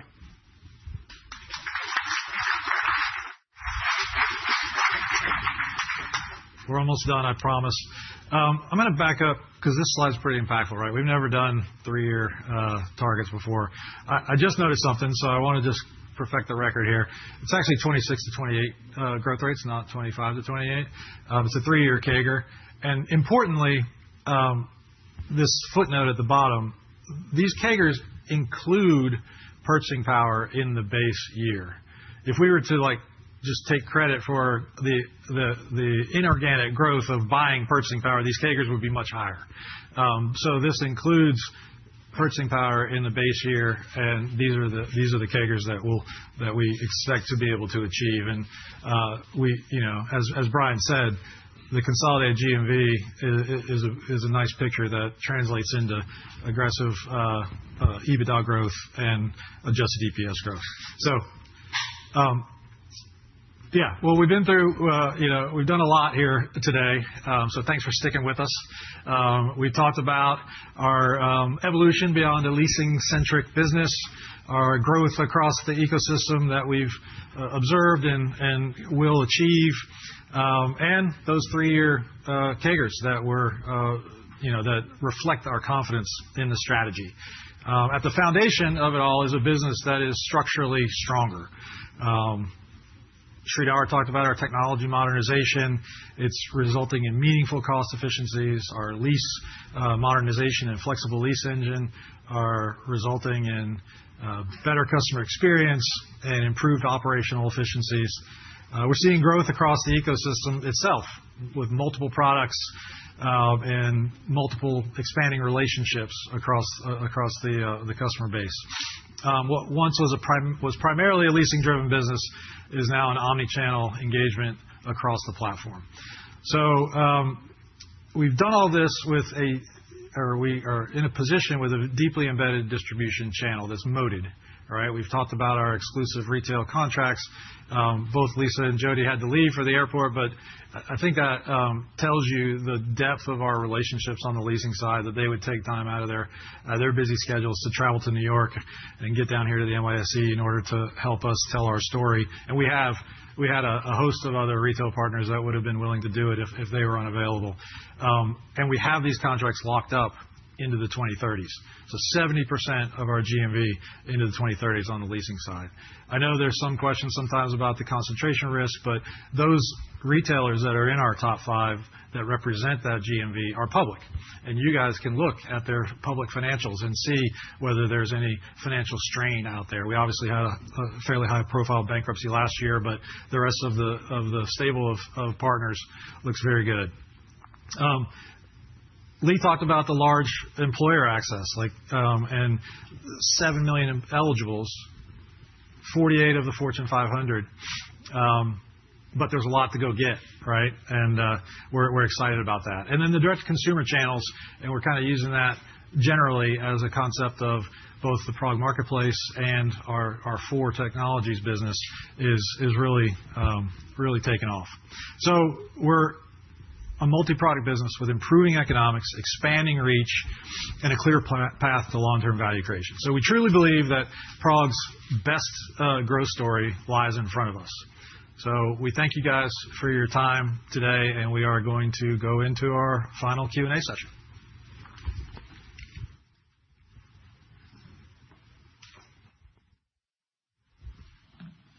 Okay, while the presenting team assembles up front, we'll go through the same process as the first Q&A session, where you'll raise your hand and we'll get a microphone in front of you. I think I saw Bobby. Carrie? Yeah, just first, thanks for everybody for the time putting this together. I guess, Steve, I want to actually circle back. I think it was early in your start of this day, you talked about, I think, the data opportunity or data sharing opportunity across products. And I'm just curious kind of where that is today, what's embedded in that algo to make it successful. And then is that an opportunity on basically a GMV unlock, or is that an opportunity on better loss ratios, or both? Yeah, that's yes to both of those. It's really a big opportunity. And where we are, so we've got kind of a harmonized data lake with the data together, and we're able to make multi decisions with an application. We're not actually currently serving, if somebody applies through one front door, we're not serving an offer across all products to them currently, but certainly that's on the roadmap. But the opportunity is absolutely both offense and defense. It's on the GMV front. It's on the ability to have visibility into what they're consuming, that other products that we have, like Lee brought up. We know that leasing customers are using BNPL, and we'd rather them use 4.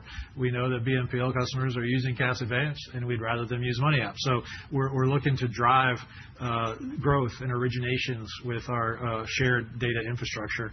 But clearly, it's a loss mitigator as well, because we can continue to build and enhance our proprietary data set and kind of observations around payment behavior to make sure that we're making good decisions and hopefully say yes to people that might be more incrementally yes, because we have better data.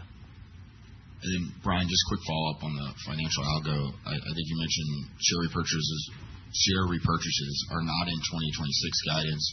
Are they in the 3-year algo for EPS guidance? They are not in the 3-year algo. Okay. And so we've never guided to share repurchases or made that commentary. I think how I would frame it up is it's been the primary way that we have been able to distribute capital to shareholders historically. The near-term focus is to de-lever under the 2 turns. And then I think the world opens up a little bit more in terms of working through your capital allocation stack. So additional internal investment, M&A opportunities, and share repurchases along the way. But it was absent from either guide. But in the 3-year guide, one of the reasons that the non-GAAP EPS has a higher growth rate than the adjusted EBITDA is really because of that delevering function. And we will generate cash, so we're not baking share repurchases in. So we'll have a cash balance growing in this model, which then also kind of reduces your net interest expense. Yep. Another question here from Kyle. Yeah, thanks for all the information today. Very helpful. Since we have you guys all on stage, I think it might be helpful to just get a competitive update kind of across products. Obviously, you guys have highlighted leasing's been tough sledding for the last 5 years, so interesting to see how the competitive environment has evolved. And then since we have Nate and John, love to hear your takes. One of you can cover leasing. And then, John, your perspective on kind of the BNPL competitive environment. And then, Lee, your 2 products as well. Yeah, on the leasing side, there's competition out there. Like Steve mentioned, in the SMB space, there's a lot of jockeying for position. We're the only partner out there with any real national footprint and exclusive partnership, and we've talked about the length of those contracts. We're very excited about that. But there's still a lot of greenfield to go get, and we mentioned I think in the remarks three notable wins at the end of last year, and those were competitive wins. So the competition's out there, but we still feel like we're the leader in the space, and we're the best option not only for the customer but for the retailer as well, to build a dependable business model around, and that compliance, the algorithm from a decisioning standpoint that they can depend on. When you start doing different things, it can get tough to depend on your partner, and you heard from Lisa and Jody how important that is. So we're still out there, competition's out there, but we still feel like we're winning, and we'll continue to win. And with buy now, pay later, obviously it's a really large addressable space. As I mentioned in my talk, we're still in early innings. I think there's a lot of growth there. We have some really strong competitors in there, like really good, strong companies. And frankly, we look to a lot of them because they've run some really good plays. That being said, we plan on continuing to grow like we have been growing. As the law of big numbers kicks in, obviously that percentage maybe changes a little bit, but there is a lot for us to get after, and we are proving that we're doing that, and we intend to continue to do that. We do think that our strategic focus on that direct consumer engagement is the right one, and it has proven to be successful, and we'll continue to do that because it is something we're good at and something that's demonstrated growth. Yeah. So Kyle, for my 2 businesses, so we'll start with Money App. Obviously, we are a smaller player in what's a very large market, and there are multiple competitors in that space. But we think our model, again, we're doing it organically. We think our no tipping, no hidden fees, et cetera, is slightly different. And within the ecosystem, we think we can grow that very nicely. And the overall pie is growing as well. So we're not just trying to take share from others because the pie is growing. So we think we have an opportunity, but we're obviously, as we talked about, one of the smaller players in that market. And then to turn to purchasing power, look, we are the number 1 player, we believe, in the space by far. And again, our view is we want to continue to dominate that space and not just focus on larger enterprises. We think across the spectrum we have the right to win and maintain that number 1 position. Got it. Really helpful. And then follow up, Brian, just I haven't had a chance to run everything through the model, but appreciate the long-term outlook. But just looking for thinking about the cadence of revenue growth. Obviously, you guys gave a CAGR, but when you factor in kind of all the moving parts, right, in terms of obviously facing the law of large numbers, but growing very quickly, but also becoming a more meaningful part of the whole. How you're just thinking about the revenue, the cadence of revenue growth versus the CAGR. Yeah, I think, when you take revenue growth overall, I think one of the key things you have to consider where Progressive Leasing is. And obviously with the portfolio down a bit year over year, it'll take a little bit of recovery there. And so that'll be a little bit of a near-term revenue headwind. But I think because of the conversion rate is going to be less about moving the revenue needle massively, and more about earnings and GMV. And so from a cadence perspective, we haven't given any specific guide on that, but I think it's safe to say we're coming out really strong with 4 right now. Purchasing Power is just getting started. A little bit of an offset for Progressive Leasing, just kind of the near term. But as we catch that stride and build that portfolio back up, that's going to be adding to the picture as we go forward. As you can think about in like a 3-year CAGR, having year one be a negative revenue number kind of has a sizable impact on that CAGR for the leasing business. So that mid-single digits is informed by by year one, right? Yeah, really helpful. Thanks, guys.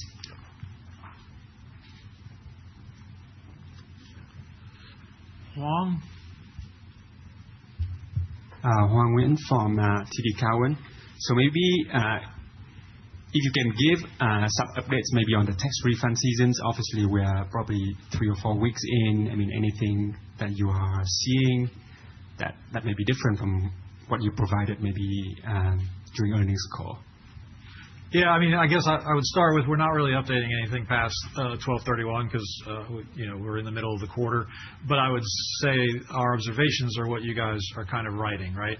The tax season is slightly above average.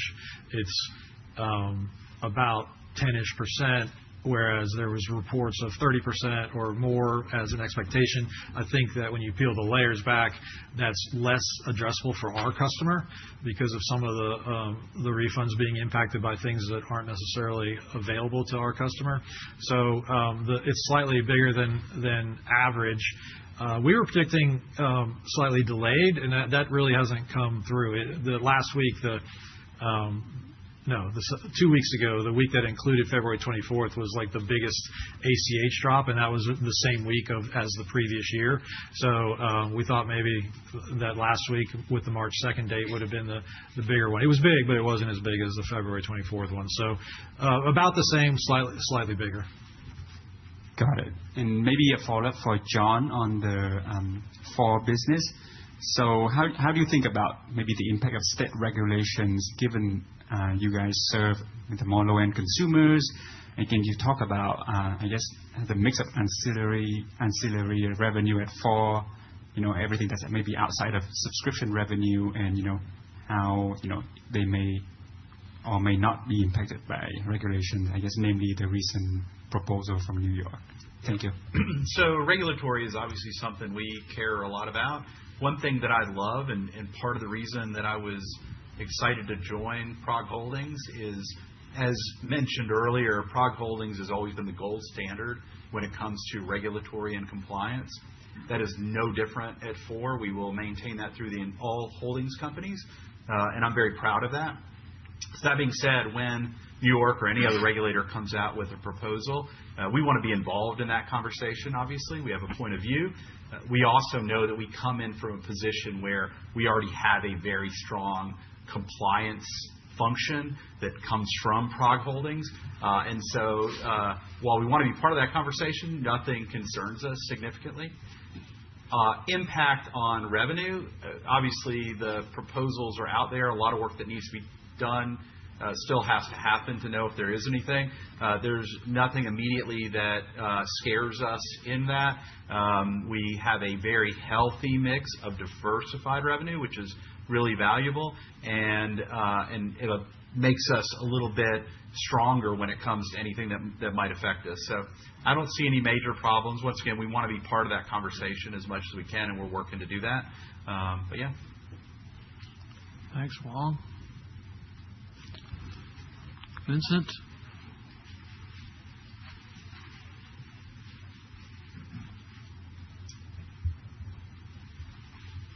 Thank you. A lot of great information.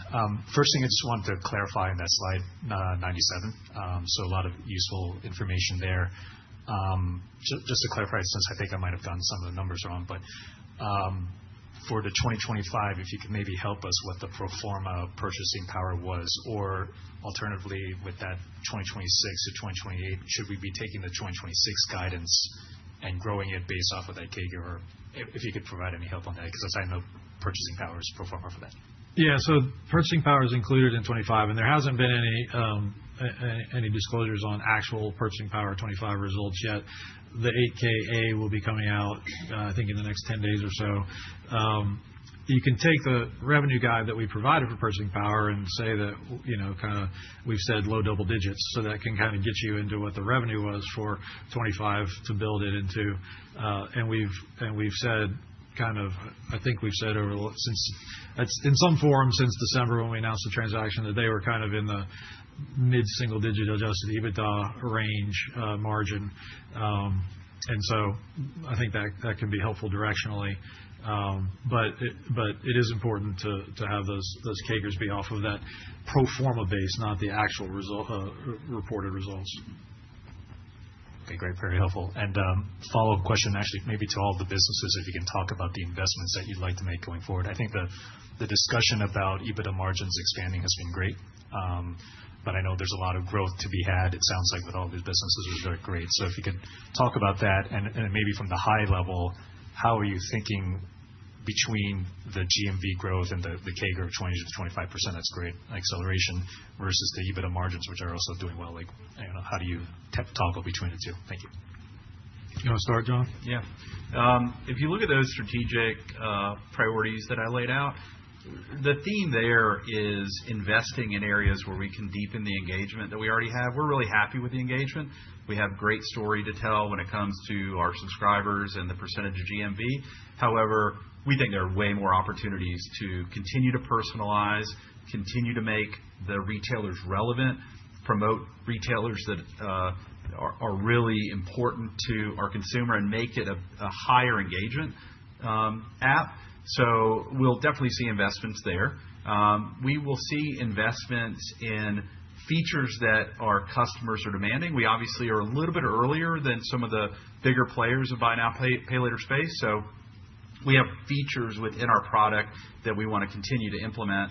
I'm able to do it really well because I have a lean, high-caliber team, as I mentioned, that uses AI to build the technology. And so we're already seeing some good results there. And so some of the things that I laid out that are coming this year will be representative of things that our customers are demanding and asking for, and that's what we'll invest in. On the leasing side, similar to John, customers everything. How can we get in front of more customers? So whether that's investing in marketing or our retail relationships, but also once we get in front of that customer, the experience that they have. We want them to have a smooth, frictionless experience. Like I mentioned with our marketplace, we want people to find us, more people to find us and find us quickly. We want them to be able to transact anywhere that they have a need. And so continuing to invest in those areas, I think, is super important. And then just as well as in taking our marketplace to the next level. We've got great adoption in our marketplace right now on the PROG marketplace, and just being able to continue to invest in that. And then I think the last one that I'll mention would be our technology to use Progressive. The long sales cycle of lease to own, these point of sale systems that we integrate into with large retailers are old, like really, really old and really difficult to integrate into. And so making that easier is definitely a priority for the future. And our teams have done an awesome job going down that path. And some of the recent wins that we have had have gone really, really smoothly compared to a historical integration cycle. Yeah, for purchasing power, look, we're an e-commerce retail company. We want to make sure that we have the best user experience possible on that. Obviously, we're the leader in the space. We want to make sure that we do the right investments to have that user experience be best in class. So we'll continue to work on that. And for Money App, obviously, look, we want to make sure we're continuing to be that app-based effort, and for that consumer experience, again, drive that value creation.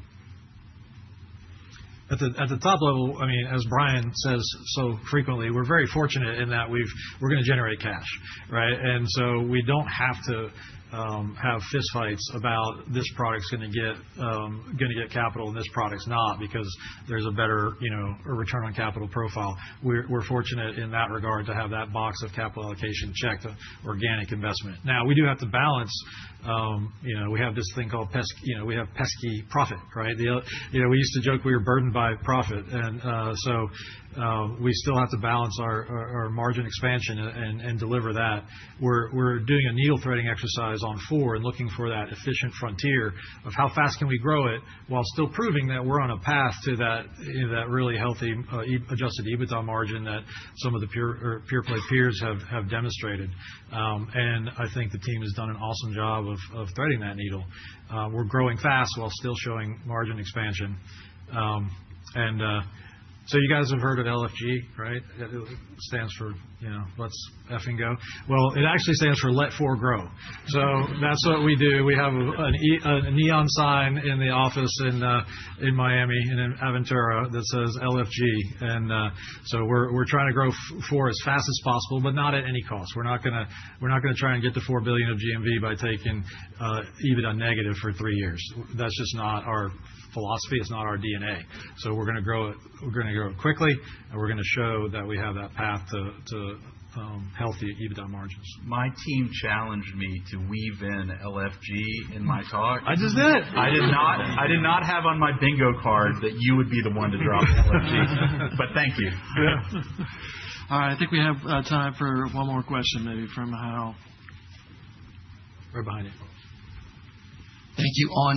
On Money App and Four, have you seen how many customers cross-shop both apps? And I haven't checked, but we have, yes. Yeah. We've got without talking too much about the secret sauce or the inner workings, we've got good visibility into customers and what they're consuming and what products they're using and how to attack them for Andy's back there from a marketing standpoint. So that's something, back to Bobby's question, that's why the data sharing is a GMV initiative, not just a loss mitigator. Can you share any details on what that cross-shop is? It's pretty significant. Okay. Yeah. Okay. And one last question. What was the GMV kind of on the marketplace? I might have missed that in the... Yeah, we didn't say it today, so it's a good question. But we did say it on the earnings call, and I think it was around $85 million in 2025. Okay. Yep. Any growth rate on that? Well, it grew almost tripled in Q4, but it basically doubled for the year. Okay, sure. Thank you. Yep. Okay. Thank you all for hanging in there and being with us today. We really appreciate your attendance. Hope you share the excitement that we have about our growth prospects. We've outlined an ambitious program here, and we plan to execute on it. With that, we'll bring the formal program to a close. Thank you again. Thank you all.